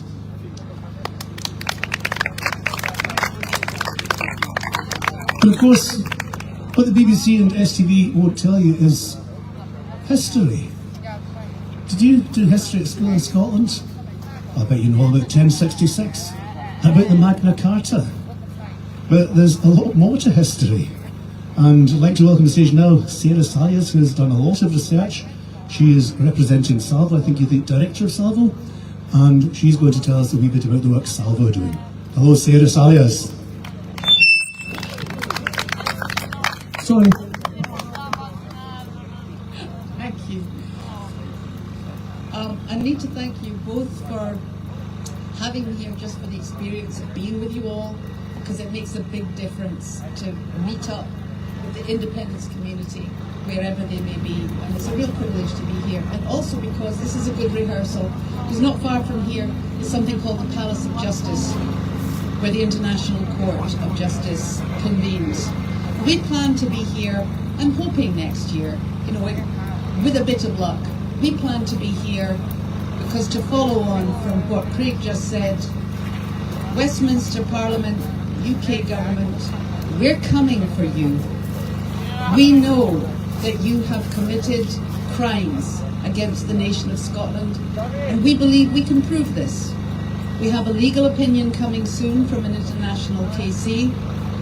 We will be going then to the UN to show them the truth about Scotland's status, and hopefully opening the door to the freedom for our political representatives to claim that independence. The reason that is so important is because what we've discovered in 3 or 4 years of non-stop research and investigation and digging and drilling in is, back in the 1950s, the United Kingdom was asked about Scotland's status, the United Kingdom government. And they came up with a reply to the United Nations. So this is at the period where colonisation is coming to an end. And they are, the country after country, I think there were about 68 on the books to begin with, and it went up to 100 and something, and over a period of time all these former colonies gained their independence from the colonising powers. When the question was asked about Scotland, there was an immediate panic, and the UK government came up with a royal commission into Scotland's status within the Union. And I'm going to quote you from that. In chapter 1 there is a reminder to ministers with a Scottish portfolio at a time when in the UK nobody was asking about Scotland's status and whether it was a colony. The word in international law is dependency. Nobody was asking this question. But here's what they said to nobody who was asking the question. That ministers should remember that Scotland is a nation and entered the Union as a voluntary partner and not as a dependency. That's the basis, and that's the first time that that description of Scotland was formalised. And that was passed by both Houses of Commons and signed off by the Queen, and that was what was accepted internationally, and that is what our politicians have accepted. And that is what you heard in the Supreme Court when they were rehearsing Scotland's position, whether we had the right to have an opinion poll on an opinion poll, that Scotland, even the Scottish Lord Advocate, ran through the narrative, well, the two kingdoms of England and Scotland were extinguished and the United Kingdom came into existence. And if that were true, if there were a voluntary partnership, I've got bad news for our politicians. There's no way out if that were true. Because independence depends on international recognition. And international recognition depends entirely on a lawful route. And if we had voluntarily co-created a new state, like the parents of a child coming together to create this child, then, that state created has a legal identity, and its rights sit above the rights of the component nations. That would mean that Scotland would always need permission from a state it had helped to create before it could leave. And that is the insurmountable block Because if we did that without permission, we would not get international recognition and we would not be an independent state. So there's the block. The thing is, we can now prove that that statement was a lie. It was made to deceive and mislead the international community. We can prove that Scotland, A, is not in a voluntary union, and B, there is no partnership agreement. We can prove that the treaty and the acts of union have never come into effect. We can prove that Scotland is, under international law, whether it looks like that to you or not, a dependency. A people subject to a foreign sovereignty. A people in a non-self-governing territory. Because instead of a single united kingdom being created, and a kingdom is the territorial jurisdiction of a crown, Scotland was added to the English crown. When they take our oil and our gas, when they take our renewables, they don't do it in right of a UK crown. They've just called the English crown the UK crown. They do it in right of the same English crown that goes back to 1066, while Scotland's crown sits subordinate. There's no UK. There's the English crown and the English kingdom, and calling itself the UK, and the Scottish crown and the Scottish kingdom. And that is annexation. And we are going to prove this. And that changes everything. And the reason it changes everything is that the rights of an annexed nation to free itself from colonization stand above the rights of the annexing state to its security and its integrity. So it changes from Scotland needs permission from a state it voluntarily helped to create as a partner to Scotland has the right not to be annexed any longer. And that's, I suppose, the main thing that Salvo is about. The second thing that we're about, of course, which goes along with this, is decolonisation. And that is decolonisation of the mind as much as anything else. But it's important to independence itself because it speaks to the kind of independence that Scotland can have. We had a bit of an adventure, Collette and myself, yesterday, having to go and get medication, trying to find her suitcase that had her meds in it, and it was there, and then it wasn't there, and it was still in Edinburgh. So we ended up having to go to the Amsterdam Medical Centre and get a prescription. And so we ended up 45 minutes in a taxi, and the taxi driver, to pass the time, began asking what we were doing. And he was quite politically aware. So he began saying what he understood about Scotland and about the UK. And basically what he said was, well, what we were taught is that Scotland joined in to make the UK, and it's really just another kind of Britain, another aspect of what Britain is. So I explained to him why that's not true, and what they had projected about Scotland, and what the world believes, and what many Scots believe. And he thought about it for a minute. He said, "That's a very clever lie." And I said, "Yes, it is. That's what it all comes down to. What we're fighting are lies. And we are going to fight them." The important thing about that lie is that once colonization begins, it convinces people that their identity is the identity of the colonizer. And they call it British.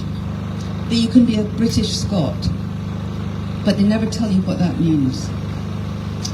They give you the English Constitution, the English monarchy, English history, and the English version of Scottish history, until you no longer remember who you are or what makes you a Scot. And so the will to break free becomes lessened and lessened and lessened. But something very interesting is happening in Scotland. About 12 years ago, the poll on identity, I forget what they call that, came back with about 60% of Scots identified as Scottish, not British. Recently, within the last week, the recent version of that came back, 72% of Scots now identify as Scottish, not British, and only 8% of people living in Scotland identify as British. That means there's an identity rising in Scotland. That means that the work that we've been doing, among others, to remind people what it is to be Scottish, what makes us different, is taking hold. And why it matters is we have a constitutional, political, social, cultural history that is very, very different. And at a time when the world is in convulsions over the distribution of power and wealth to a tiny minority and the suffering of so many people across the planet, when we can see the broken failure, really, of the political system that we have had, where power is in the hands of a tiny, tiny number of people, and the mass of people are suffering. Scotland has a cure. We have a constitution. Two things stand at the heart of that. The sovereignty of the people over government, which in practice looks something like Switzerland's direct democracy. The say of the people in what concerns them. And the centrality of what's called the common good. That means that all institutions, governments, bodies exist for the benefit, for the well-being of the people. That is an ancient Scottish tradition, and it's one the whole world is waiting for. So we are looking to regain our independence, not in order to see Scotland as an independent state, just like all these others, but to see independence through the independence of the people, by returning self-determination to Scotland's people and obtaining our independence through the will of the people. We will, of course, need our political representatives, but we change Scotland and we change the world when we restore Scotland's political constitutional identity, and that is the other part of what Salvo and Liberation are about. I'll finish here by just saying I'm very, very heartened by the rising sense in Scotland of what it means to be Scottish, to have another way of doing things. As Collette said, that we are all Jack Tamson's bairns, we're equal. Everyone is of equal importance, and the common good is what will help to restore our country, and I believe that Scotland has to offer to the world, and that where we go, the world can follow, just as we gave the world the Enlightenment and so many inventions, and the American Declaration of Independence based on claim of right. We've made a contribution, punched way above our weight internationally, and the restoration of Scotland's sovereignty of the people and the centrality of the common good as part of the way we claim our independence can give that gift to the world again. So I'll finish just by saying that we all remember the day after the referendum in 2014 and how bleak that day was and how heartbroken we all were. But I'll tell you, there was a speech that wasn't made and should have been, and I'd like to make it now. Back in 70 something, there was a Scot by the name of John Paul Jones who became the father of the American Navy, and he was involved in a battle with the English, the British, the English, and his ship was going down, and he was hailed by the English ship, the Serapis, and asked if he would like to surrender. And he replied, "I have not yet begun to fight." And what I would have liked somebody to say on the 15th of September was, Scotland has just begun to fight. We have not yet begun to fight. Now we begin to fight. And John Paul Jones went on to win that battle decisively from a sinking ship. We're not sinking, we just look like it. And we are going to win.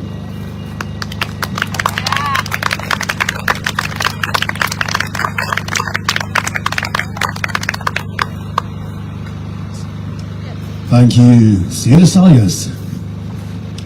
So, time for a bit more music.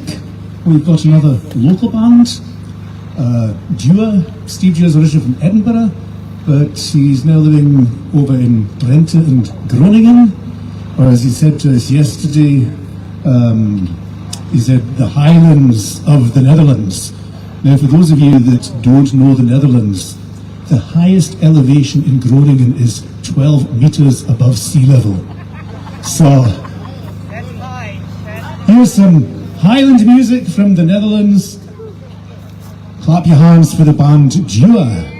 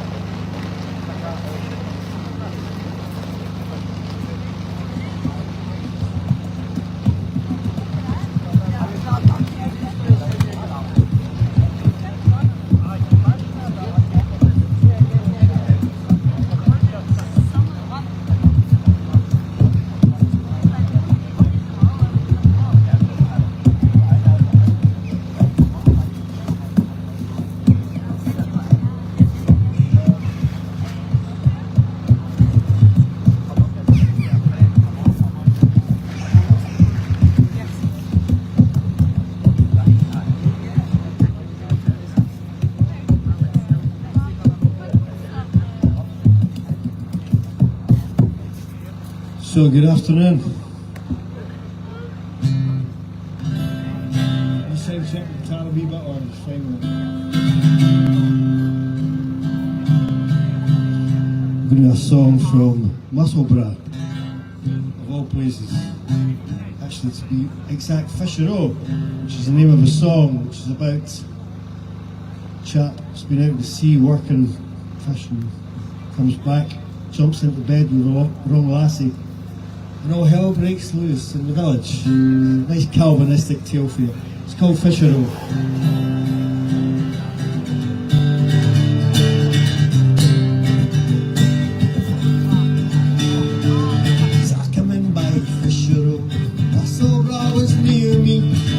Off my muscle pop, corset with my Djordy, so upstairs, doomstairs, timber stairs, fears me, but along the way, went so near my dairy.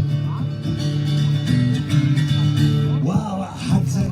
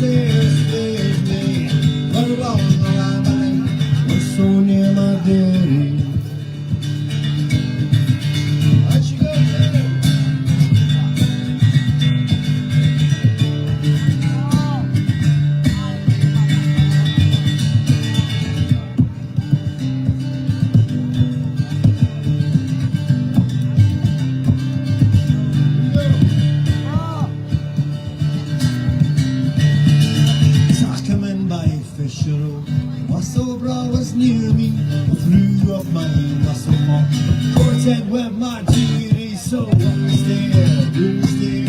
Timber's there, excuse me. All along the line, my lady, one so near my dear. Come on, help us there, who's there? Timber's there, excuse me. All along the line, my lady, one so near my dear.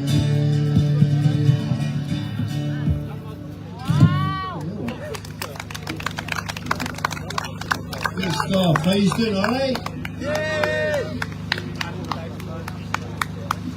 It's like singers shouldn't talk too much, you should just play music. So if I talk too much about politics or stuff like that, I end up talking about pancakes and stuff like that.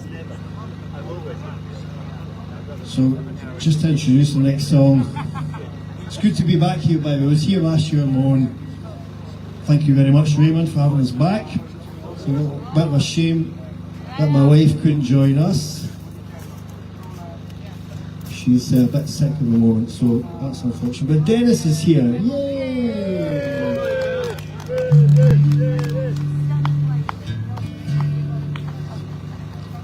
This is a song you don't know.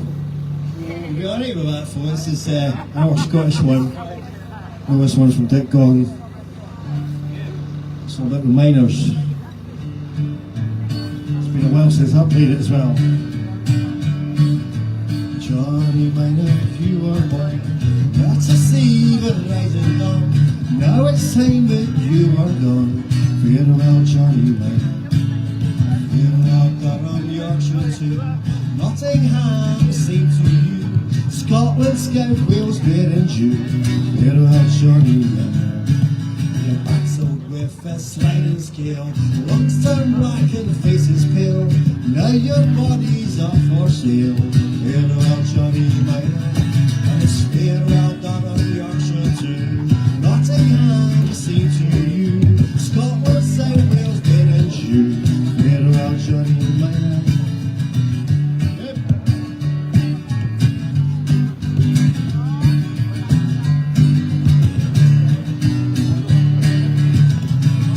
They promised you that sometimes to get caught from the stinking minds. Justice for their crimes. Farewell, Johnny Miner. Well, that's farewell, Durham, Yorkshire too. Nottingham, the same to you. Scotland, South Wales, Bear and Jew. Farewell, Johnny Miner. Well, cheer up, John. Don't take it hard. Unemployment isn't bad. Treat you well in the knacker's yard. Farewell, Johnny Miner. But it's farewell, Durham, Yorkshire too. Nottingham, the same to you. Scotland, South Wales, Bear and Jew. Farewell, Johnny Miner.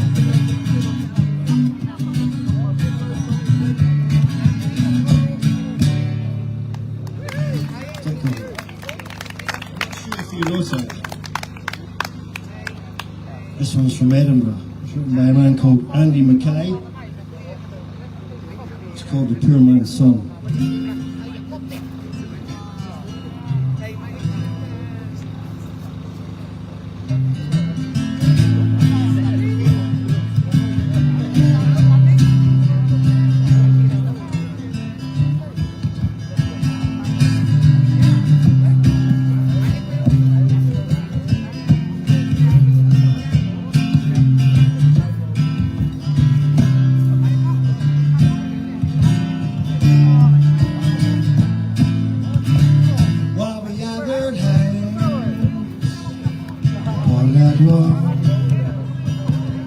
Workers needed,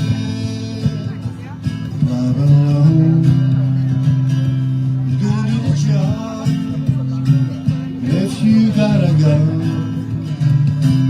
There's a line across that road.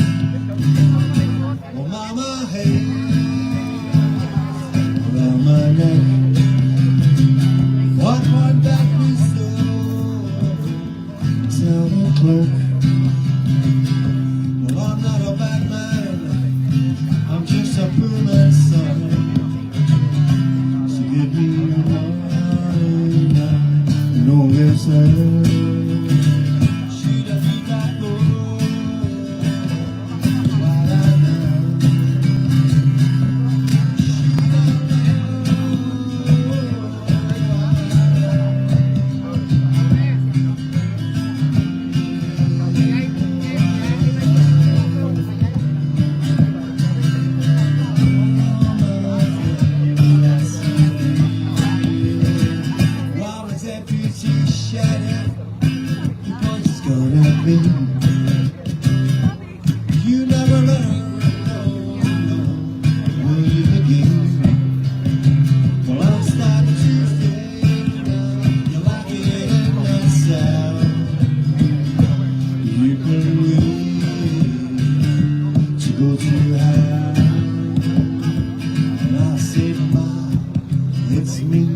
when I got married, yeah. Sorry, I'm going away again. Another 5-year stretch. And I'll make you good someday. You wait and see. I love you, man. See how to believe. Well, I said, Mom, it's me when I got married. Sick to go down. Sorry, I'm going away again. For another 5-year stretch. And I'll make you do someday. You wait and see. I love you, man. See how to believe. I love you, man. See how to believe. I love you, man. See how to believe. Cheated you that cool. Why she don't know.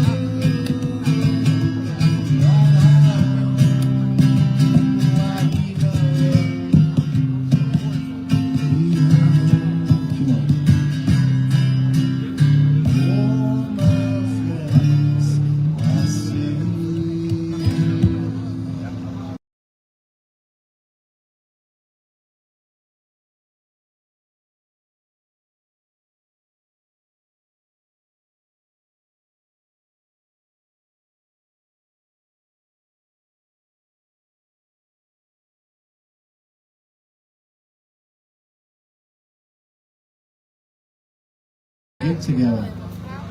Still to come. Still to happen. I see them all looking like, oh, fuck that.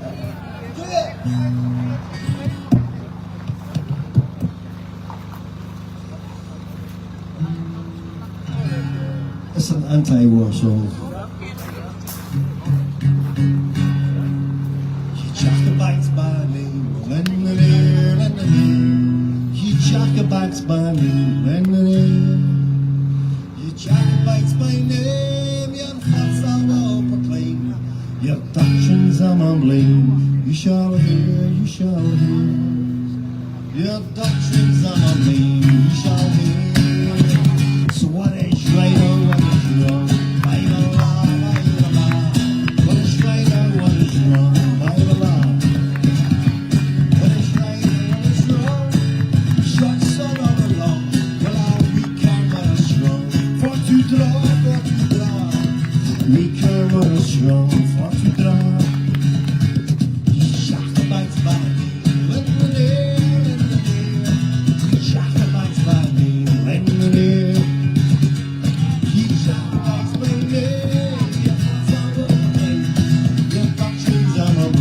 You shall hear, you shall hear. Your doctrines I'm a believe. You shall hear.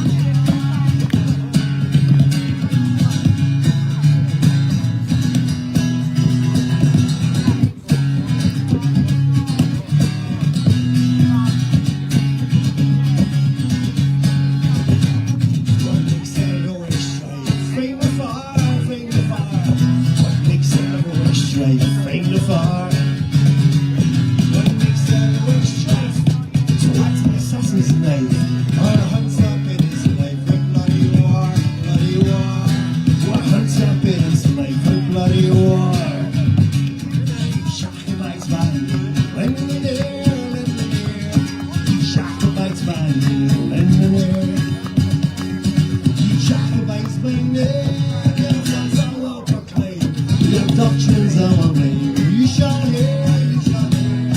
Your doctrines I'm a man, you shall hear. Leave your schemes alone, in the state, in the state. Leave your schemes alone, in the state. Leave your schemes alone, talks of an eyes and sun. And leave that man alone, to his fate, to his fate. Leave that man alone, to his fate. He Jacobites by me, lend the ear, lend the ear. He Jacobites by me, lend the ear. Jacobites by me, your thoughts I will proclaim.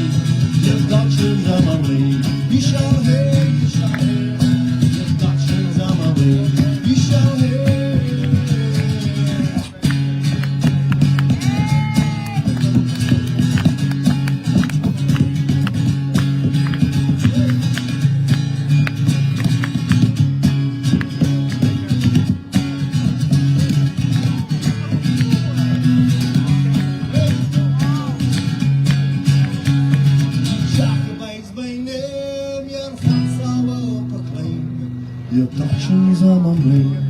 You shall hear, you shall hear. Your doctrines among me. You shall hear.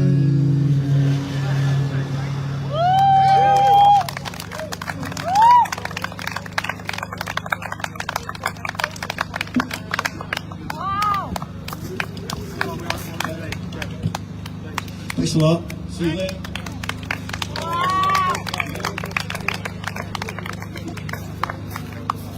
Thank you, Gila.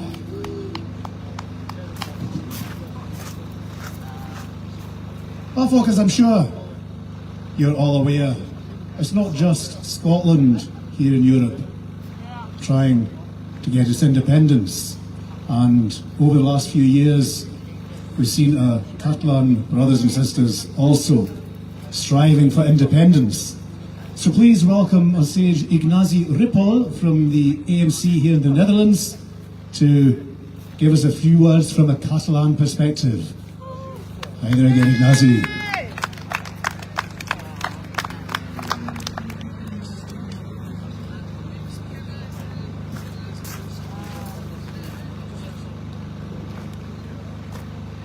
Hello. Sorry for my English pronunciation. I have not used to speak. You're fine. Beautiful. Dear Scots and the rest of no so fortunate humans, we, the Catalans of the National Assembly of Catalonia, are very honored and happy to have been invited once again to join on your this day in support for the independence of Scotland and the right of the Scottish folk to decide on their own future. This is a good day to mention the common troubles of not only the nations without a state, but also the nations that, having or not a state, are suffering aggressive powers that consider that solutions are kept hidden inside of ballots, missiles, ethnic cleansing, deportation, apartheid, or concentration and re-education camps. Such is the case of Ukraine, Palestine, Yemen, Sahara, Kurdistan, South Moluccas, Tibet, Xinjiang Uyghur Autonomous Region in northwest China, and others that are not currently present in the mass media that we can see every day. All of them in different but dramatic ways. We want a ceasefire now and a self-determination everywhere, in every case. I will not minimize the legitimate claims of Scotland, Catalonia, Flanders, Lombardy or Corsica, or Baskeland. But it is worth to stop for a second and recognize that these and other nations are currently suffering from acute cases of imperialism and colonialism that includes war crimes, sometimes genocide, and always hypocrisy. Indeed, it can be accepted that hypocrisy is not such a huge crime when compared to genocide. But let's keep in mind that although we are not committing genocide, the hypocrisy of the Western countries allows it to continue. And that is a crime, the crime committed in our name. The hypocrisy of defending the right of Ukraine and Palestine to exist, but not to Western Sahara, Kurdistan, or the Khmer Kong people living in the Mekong Delta under Vietnam rule.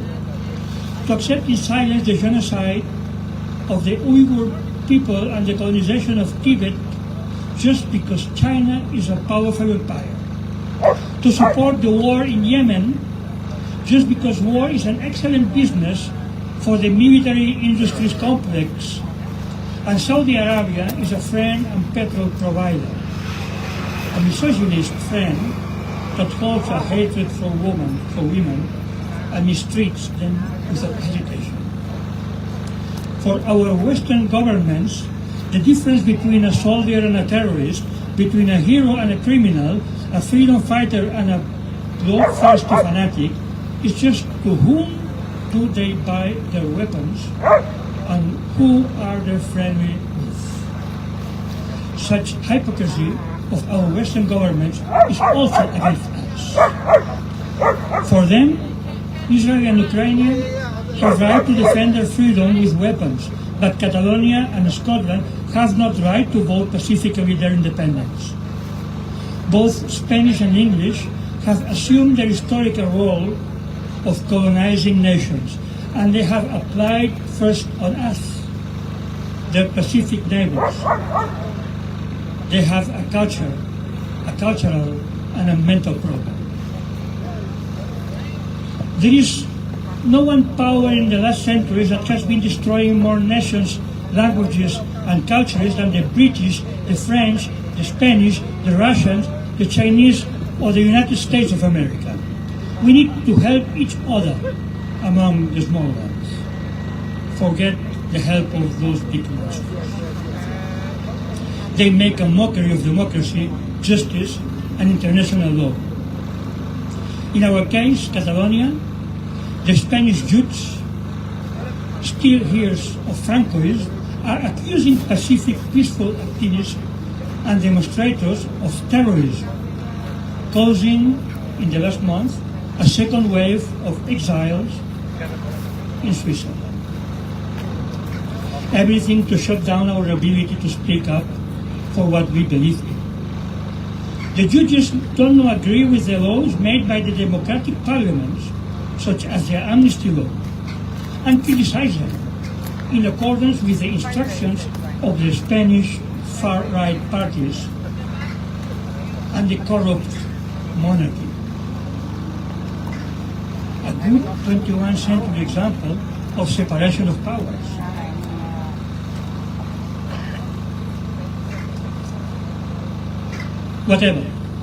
Whatever except accepting a democratic agreed referendum so that the Catalan people can decide on their own future.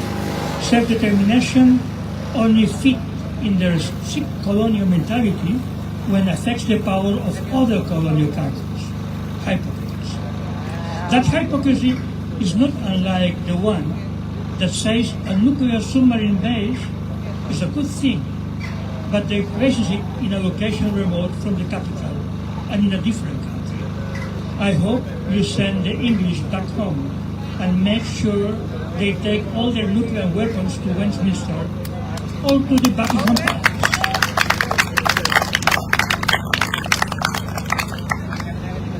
Anyway, my friends, Europe should not turn a blind eye on Spanish ongoing persecution and repression of Catalonia's pro-independence movement.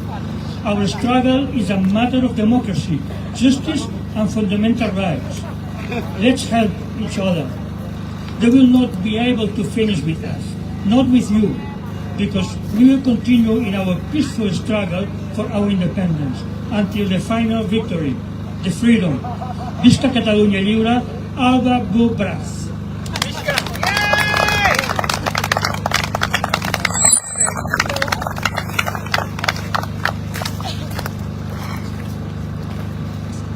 Thank you, Ignacy Ripoll. Time for some more music, and I've just been noticing that we seem to have a plethora of fifers here today. Other kingdoms are available. Next. I know. I was just seeing if you're paying attention. Welcome back, Amanda Brown.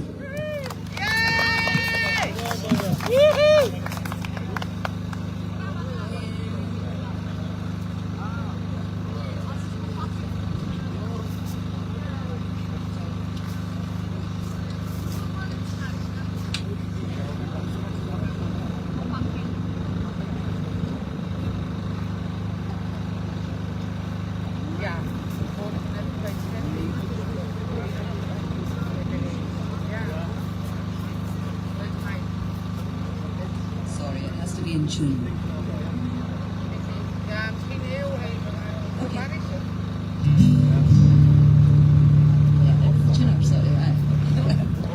Okay, I'm going to start off with a wee traditional number for you.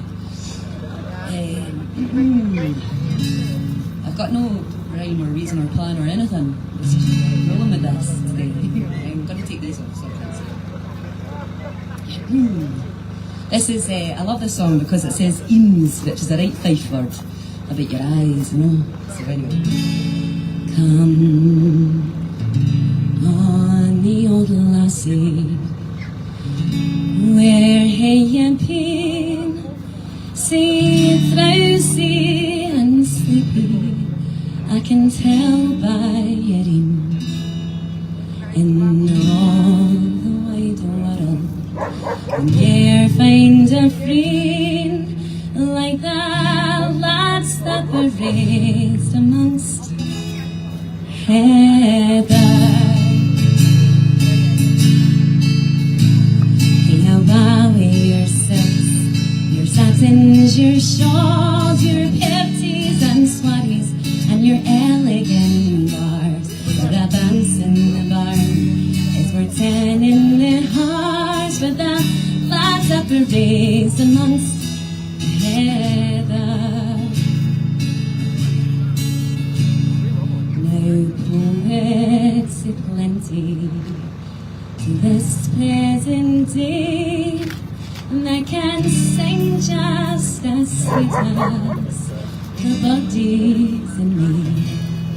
There's some of them did, but I'm proud fair to say they were lads that were raised amongst heather.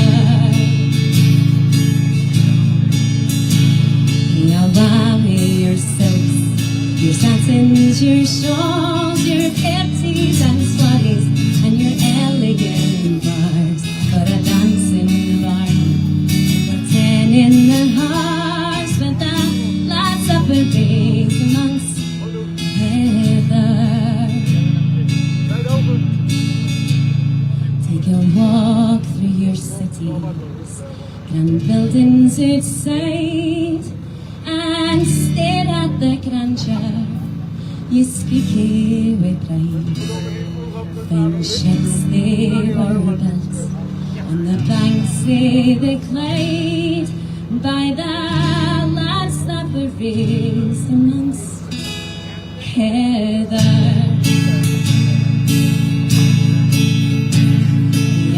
Away your silks, your satins, your shawls, your pepties and swaddies, and your elegant bars. For a dance in the barn is the 10 in the hearts, with the lads that were raised amongst heather.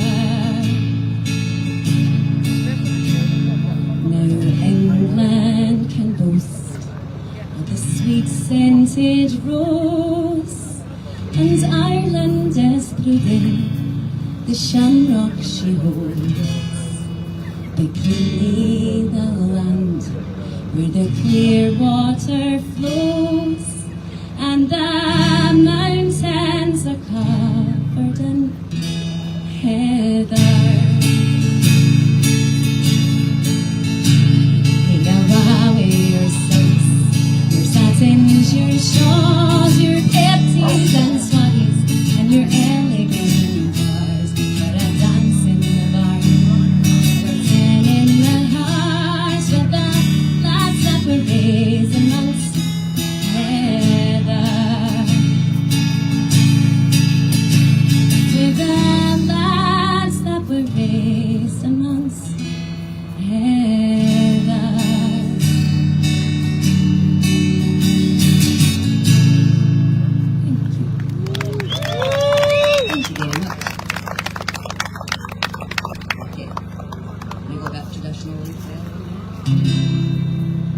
Traditional stage. Scots way, while Wallace bled, Scots wondrous has oft times led. Welcome to your holy bed, or to victory. There's a day and there's the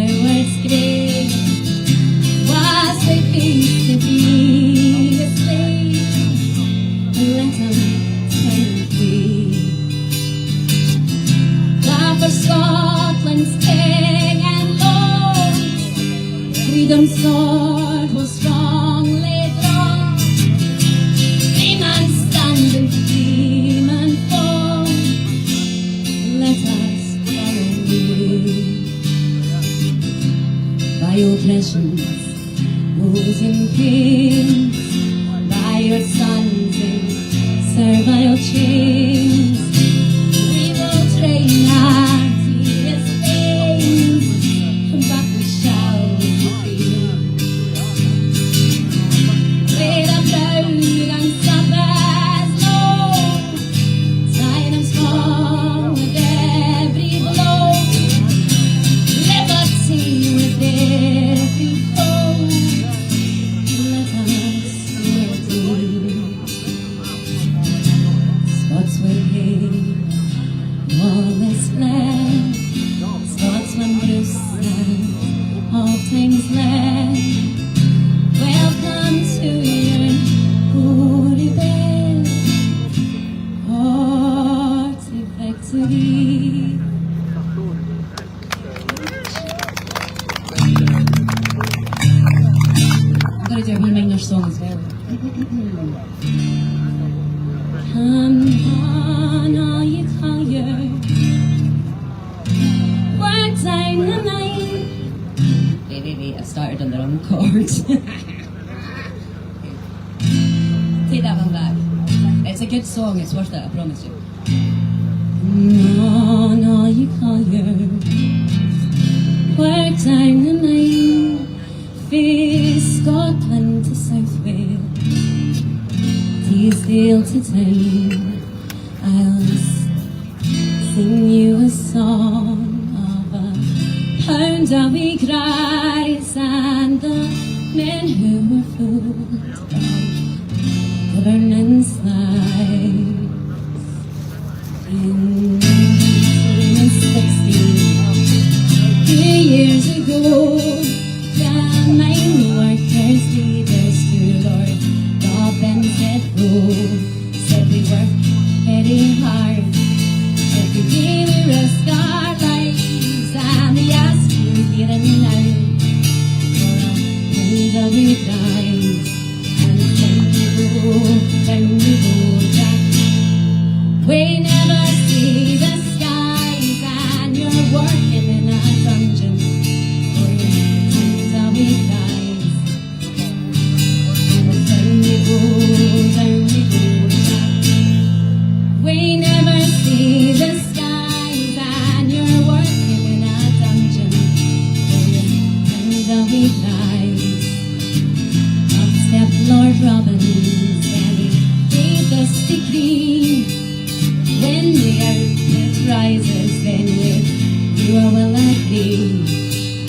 Raise up all your wages and give you fair pay, because I was once a miner and I worked hard in my day. And down you go, Jack. We never see the skies, and you're working in a dungeon for your kingdom we rise. And down you go, Jack. We never see the skies, and you're working in a dungeon.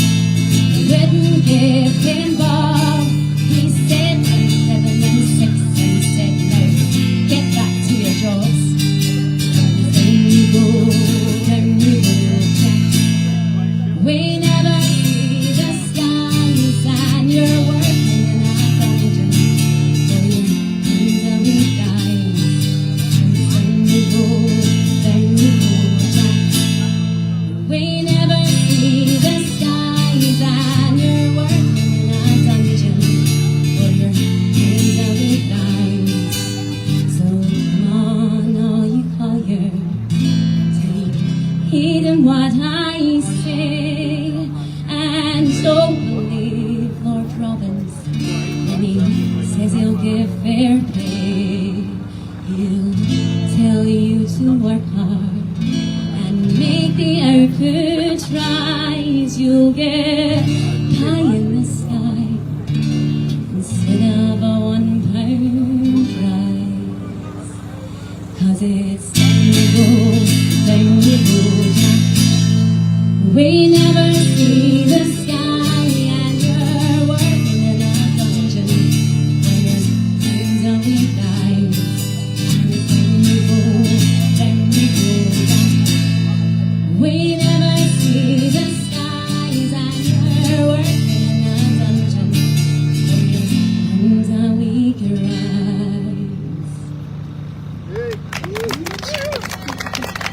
That one was a rusty one. Really wanted to play it though. How many do I have left? 2 or 1?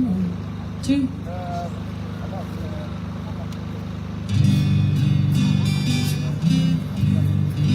Land of the dirty weather, land of the dirty weather, land where the midges gather, Scotland the brave, land that is full of fannies, Andy, Mary and Saturday sannies, land where we sell our grannies. We'd never do that.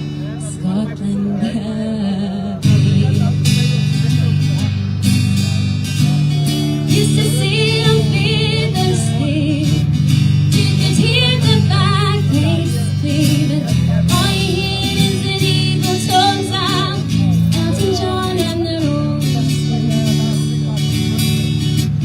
Land that is full of stinkers, but fast monks and baby drinkers, whiskey puts a lot of stinkers into Scottish graves.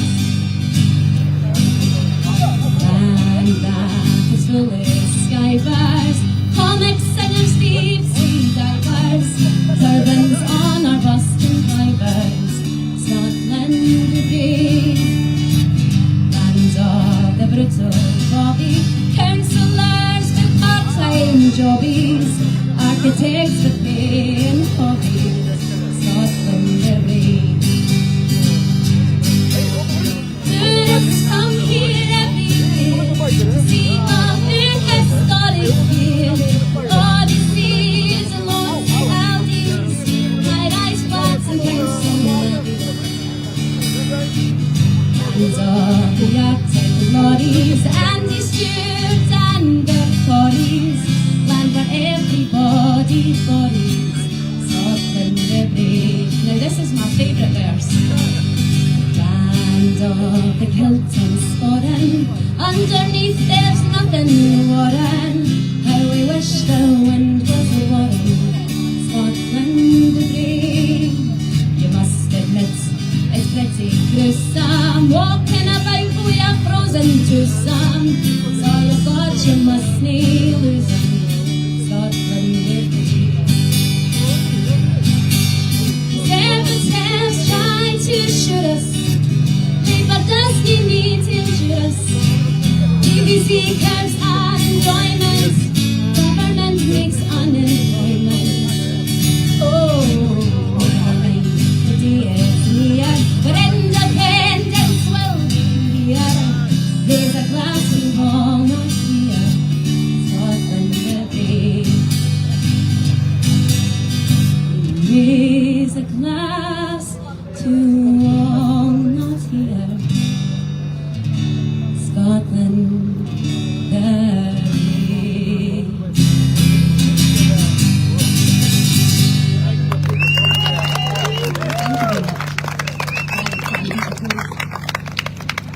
Okay, this one's special.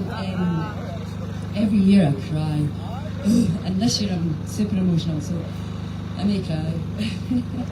We'll give it a bash.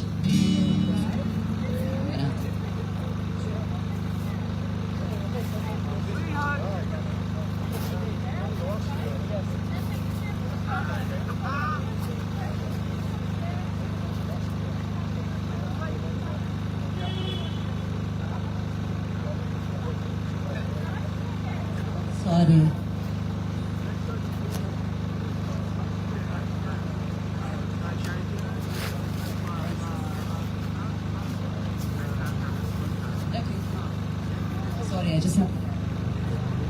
everybody who knows me knows that I don't bother most of the time, but that's never boded well with me. That's better. I don't know if you can see changes that have come over me and these last few days. I've been afraid that it might slip away. So I've been telling the stories and singing the songs that made me think about where I came from. That's the reason why I seem so far away today.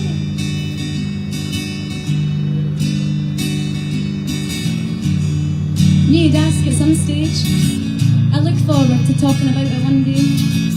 Here's the story of a hopeful guess, because you're part of the reason that I voted yes. When I was your age, we had some discontent winters, like in the fairy tale, there was a witch of Westminster. Power and contrast of a comic book villain. She passed away now, but we didn't say good riddance. Because by the time she passed, she was a feeble old lady, forgot what she was doing when she was going places.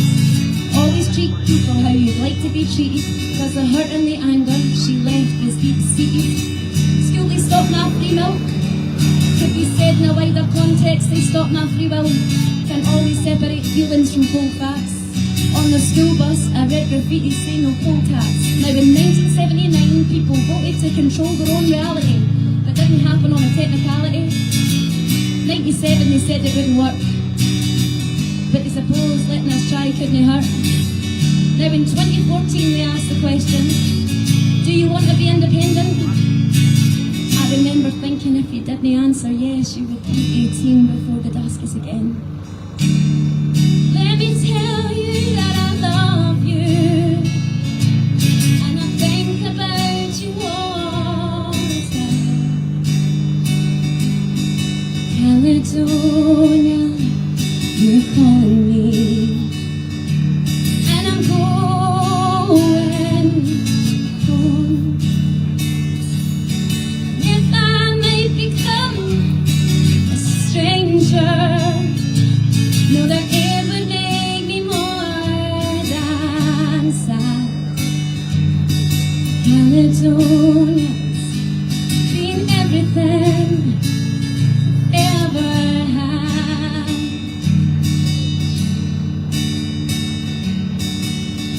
This isn't about the colour of your skin, or where you were born, or who you call kin. It's about pure and simple geography, and caring for everyone responsibly. It's about people facing poverty with immunity, and building and supporting our communities. Too many people want off this path we're following. It's time to change how we do politics. Responsibility and independence, leading by examples with the messages we're sending, character traits we want for our own kids one day. So why wouldn't you want them for your country? See, the older you get, the less you see things in black and white, and I'm just trying to do what I think is right. But simply voting yes, the problem isn't solved. But you can't change the world taking no risk at all. Spin doctors spinning stories to control the plot, like Rumpelstiltskin spinning gold from straw. Weaving webs like Charlotte spider webs, and the trolls under the bridge became Cybermen. In a world's recession, through banks and destitution, world turmoil and very little resolution, violence and terrorism, press wizards cast their best illusions. I was part of a peaceful revolution. Let me tell you that I love you, and I think about you all the time. Caledonia, you're calling me, and I'm going home. If I may become a stranger, know that it would make me more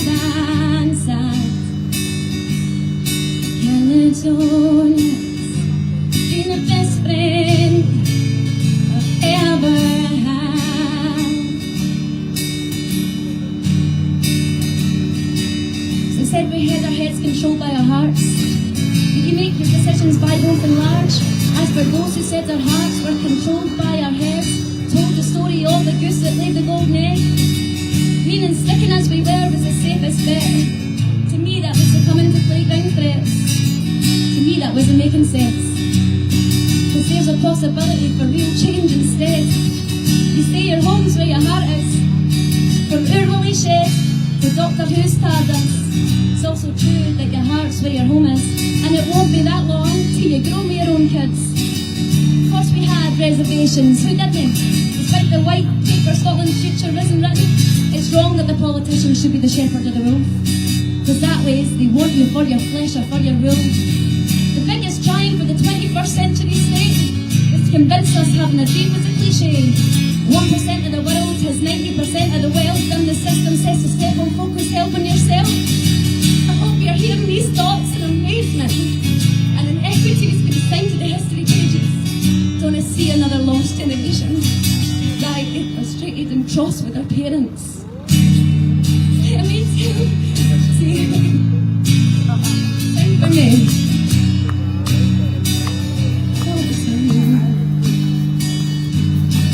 California, earth calling me. And a going home. If I may become a stranger, that it would make me more than sad. California, be the best friend ever had.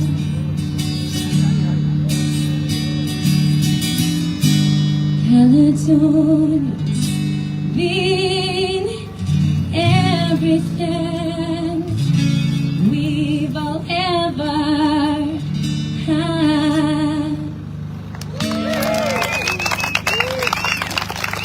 I'm so sorry about getting emotional. I shouldn't be standing here though, this long on, and still singing those words and saying those words. I just want us to all listen. Everybody who's in Scotland, please listen, because we need to get out of it.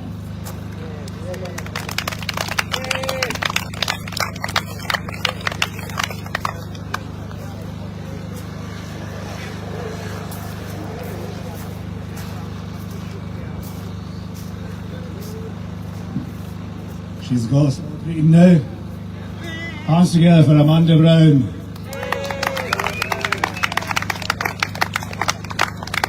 Now folk, if you've been paying attention this week, you might have noticed that there's to be a general election on the 4th of July.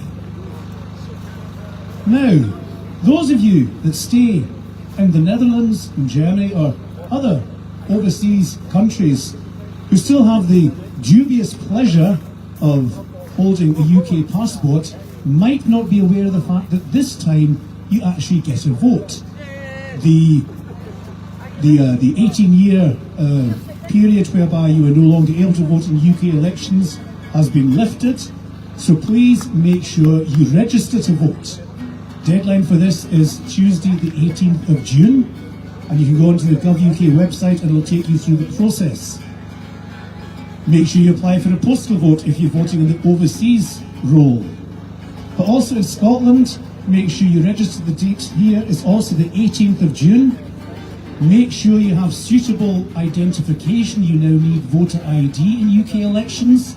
And if you don't have the identification, or if you may be away on holiday and can't make it in person, register and use your postal vote. Very important, spread the word. I'm talking about the UK general election. We have an elected representative here today, and I have been asked by Sarah and Collette to clarify that our next speaker, Neil Hanvey, was the one elected representative who actually did go and engage with the Freeport meetings. Neil was elected to Westminster as an independent in 2019. And then in 2021 he joined the Oliver Party, where he's currently the party leader at Westminster. And he also brought forward the 10-minute rule bill on Scottish self-determination. We were also honoured last year at our March and Rally in Berlin to welcome him to Germany, and I think therefore it's actually very appropriate that, at least in this Parliament, this will be the last MP to speak at an independence event. Welcome aboard, Neil Hunley, MP for Kirkcaldy and Cowdenbeath.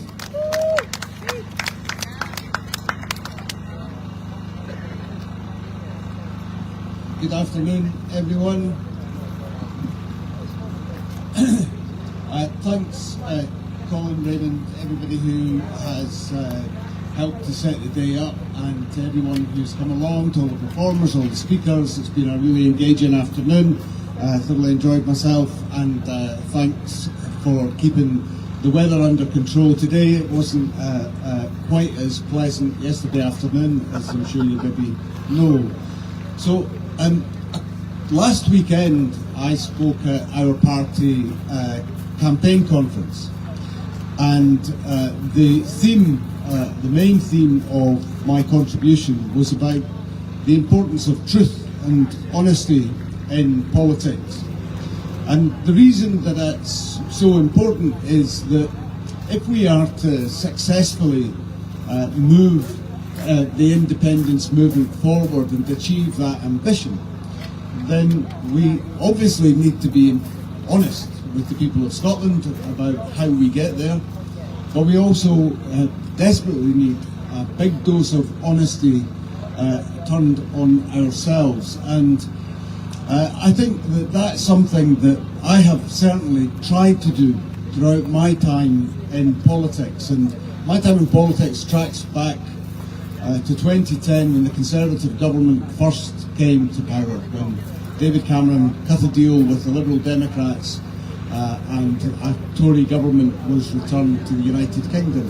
And I made a commitment to myself on that result that I would do everything I possibly could to deliver Scottish independence, and from that time I have done exactly that. I have campaigned for independence steadfastly. It's been an interesting journey. Back then you still got the door slammed in your face if you were campaigning for the SNP, and certainly at the embryonic period of the independence movement back in 2011, 2012, when we were just getting going, when we held meetings there was a handful of people who would turn up. But in those intervening years between 2012 and 2014, the local movement in towns and cities across Scotland grew and grew until we were a mass movement full of passion, vision and commitment, and we very, very nearly achieved that ambition for Scotland. And then in 2019 it was a great honour to join what I believed would be the campaign to deliver Scottish independence, a renewed campaign to deliver Scottish independence as a Member of Parliament in Westminster. However, the campaign that I thought we were fighting hit the buffers, and it hit the buffers for a variety of reasons.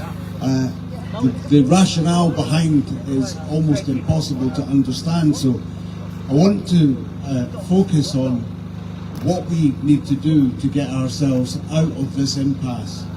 Because this group of people, or a relatively small group of people, and small groups of people who continue to campaign in Scotland, the way that I look upon us coming together, we are nurturing and kindling the fire that existed in 2014. We are the guardians of the passion for independence.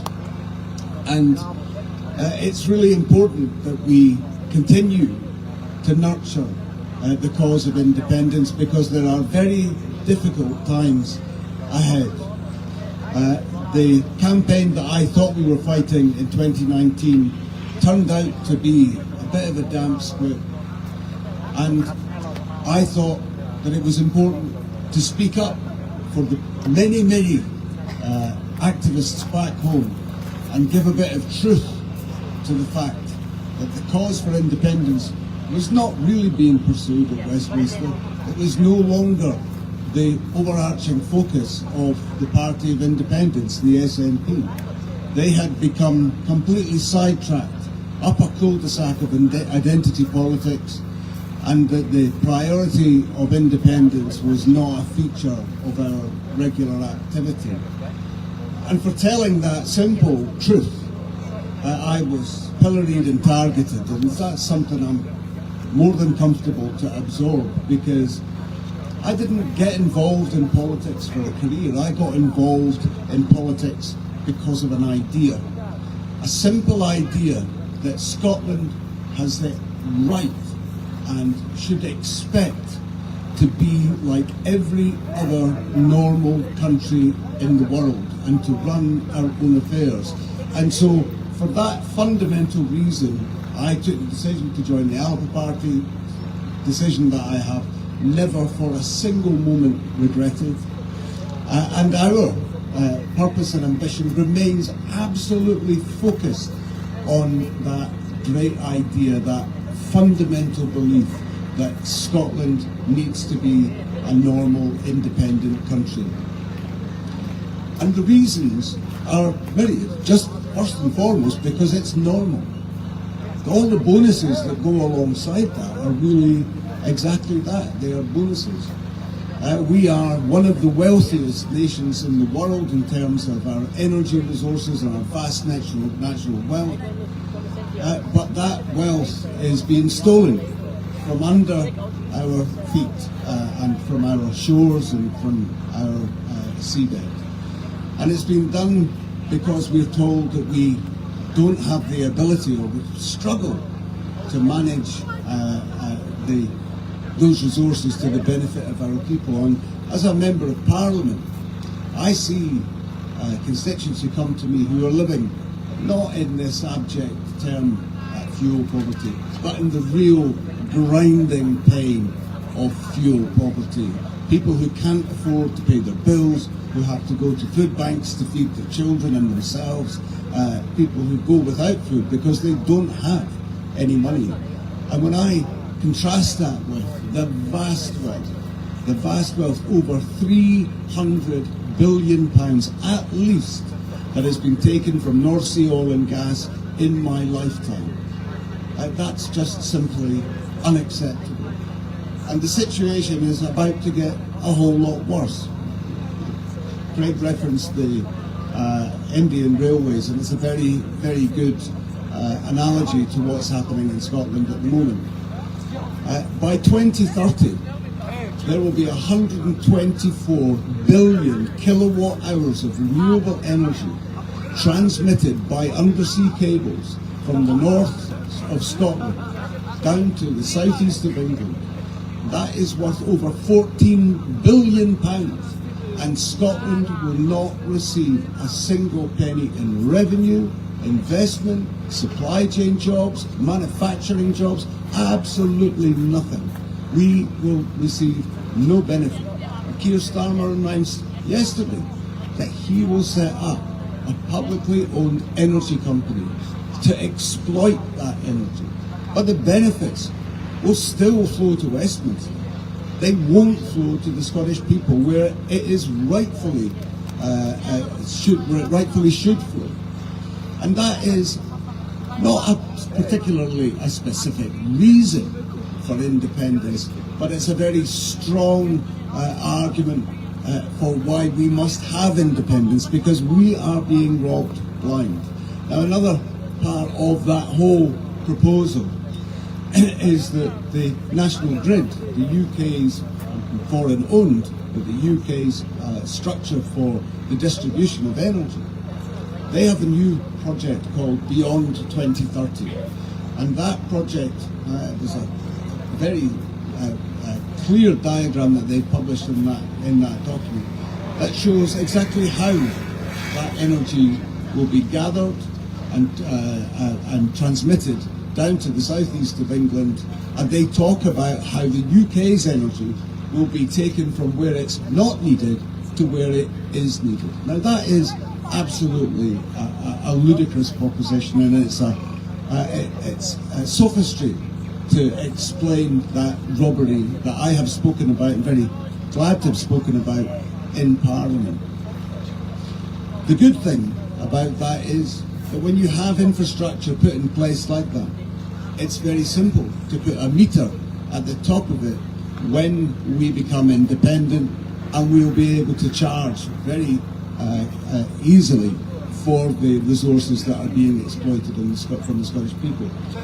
Now, this election that's coming up, and this is not a party political broadcast on my behalf, but I want people to think about who you send to Westminster and for what purpose.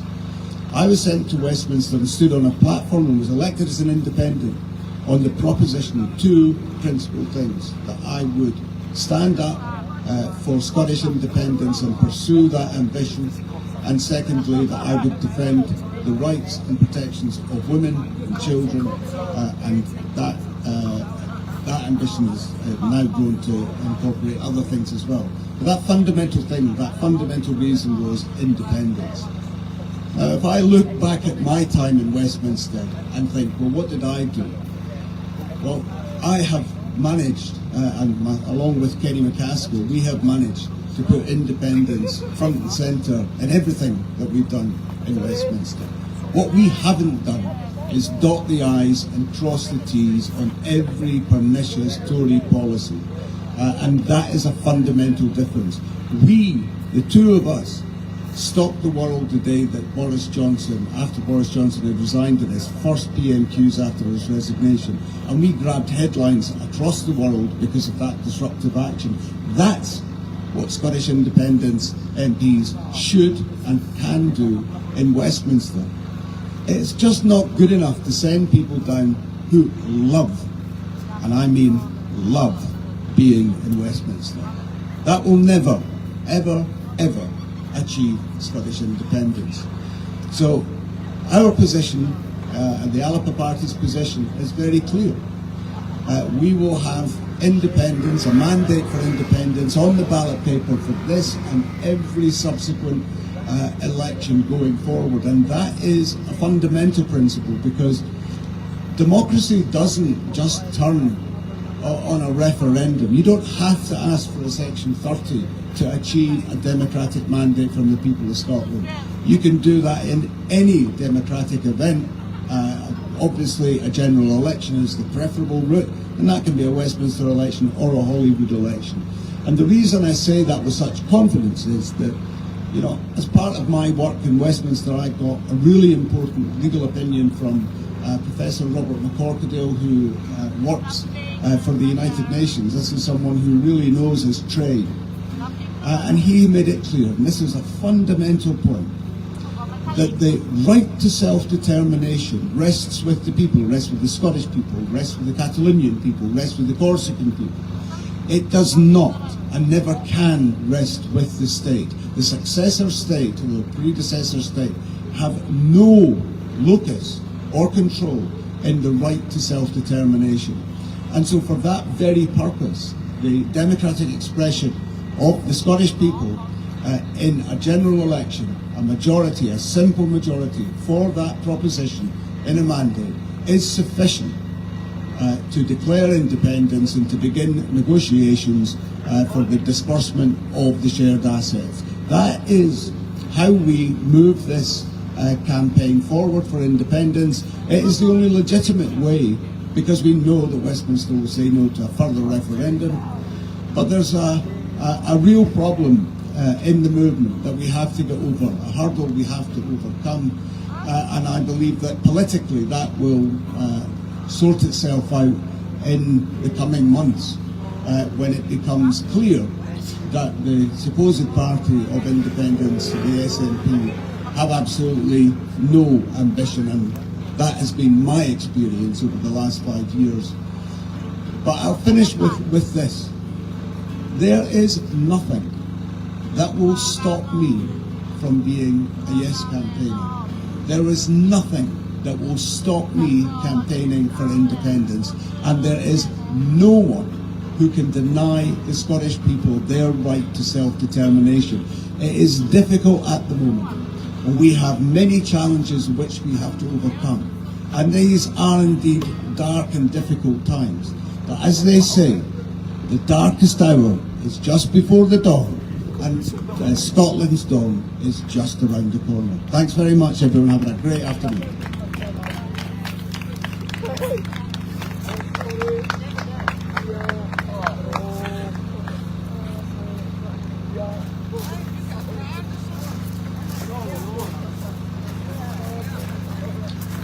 Thank you, Neil Hanvey, and I think after that rousing speech, we need some rousing music, so please give a warm welcome back to the Sassenachs.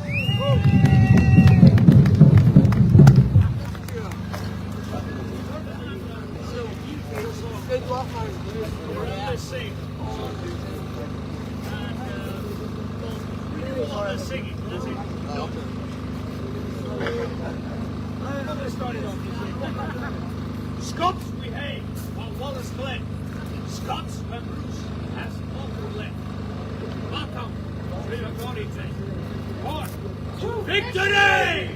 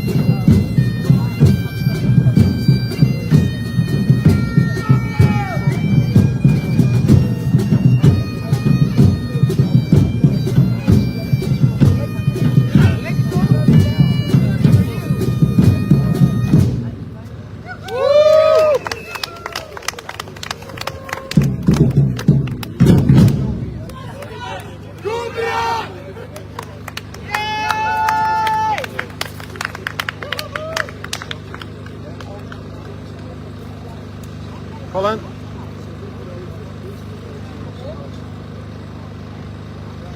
Yeah. Yeah. I said two earlier, so we just did one.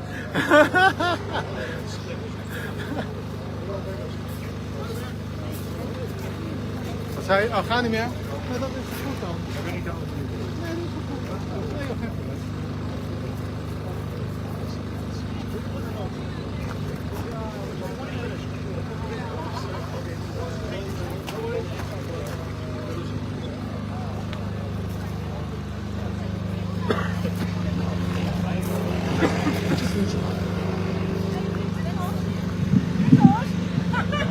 So let's hear it again for the Sassenachs.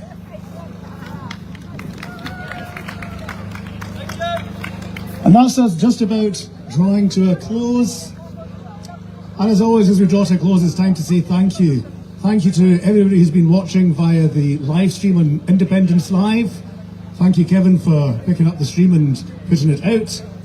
Thank you to everyone who's been here in The Hague today. And especially, of course, the musicians, the Sassenachs, Amanda, Tina, Fred and Hans, Dua, and all our speakers, Craig, Neil, Sarah, Collette, Ignazi. Have I forgotten anyone? Don't think so? Yeah, the first one. From Pensioners for Independence. Oh yes, and Mary, of course, how could I forget Mary? So thank you all for being here, and of course, as always, a big thank to our technicians, and an even bigger thanks to Raimond Dijkstra, who's organised this event yet again. We know how much work and effort you put into it, Raimond. We appreciate it. We've heard before, people appreciate it in Scotland, we appreciate it in Germany, I'm sure people in the Netherlands appreciate it as well. It's all work towards the common goal of independence. And as is traditional, after these events, we would encourage and invite you all to meet up with us for the after show party in Ned Kelly's bar in town. I think that's the reason we ended up overrunning today, just to make sure that we're open when we're finished. But just let me leave you with one thought. This autumn we're going to see a significant anniversary. I know I'm not talking about 10 years since the referendum, I'm talking about 35 years since the Berlin Wall came down. And round about This time 35 years ago is when the demonstrations started in the former East Germany. People wanted change.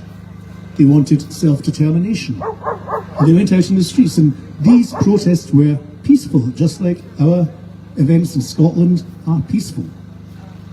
But they didn't ask permission. They didn't get on the phone to Erich Honecker or to Mikhail Gorbachev and say, please, please, will you let us? They didn't know. They actually didn't even know if they were going to have the army put against them and the police put against them and be shot. Now, thankfully in Scotland, we don't have that fear. But what it does show us is two things. First of all, you don't get independence by asking nicely. You get independence when you come together for the common cause and take your independence. And then, it's not that you then get to, obviously East Germans made a different choice. They decided to join the Federal Republic. And that's the second bit. When Scotland gets independence, that's day one of a new country. We have the choice then to make the better Scotland we all envisage. And I know there are many people in East Germany who aren't particularly happy with the way things went and would say maybe we should have done things differently. So let that maybe be a little word of warning for us that once we regain our independence, then the work really starts. Then we make a fairer, more prosperous country where everybody is equal. But as Neil said just a few minutes ago, that day is very, very close. It's up to us to make it even closer. Thank you, everybody. See you next time.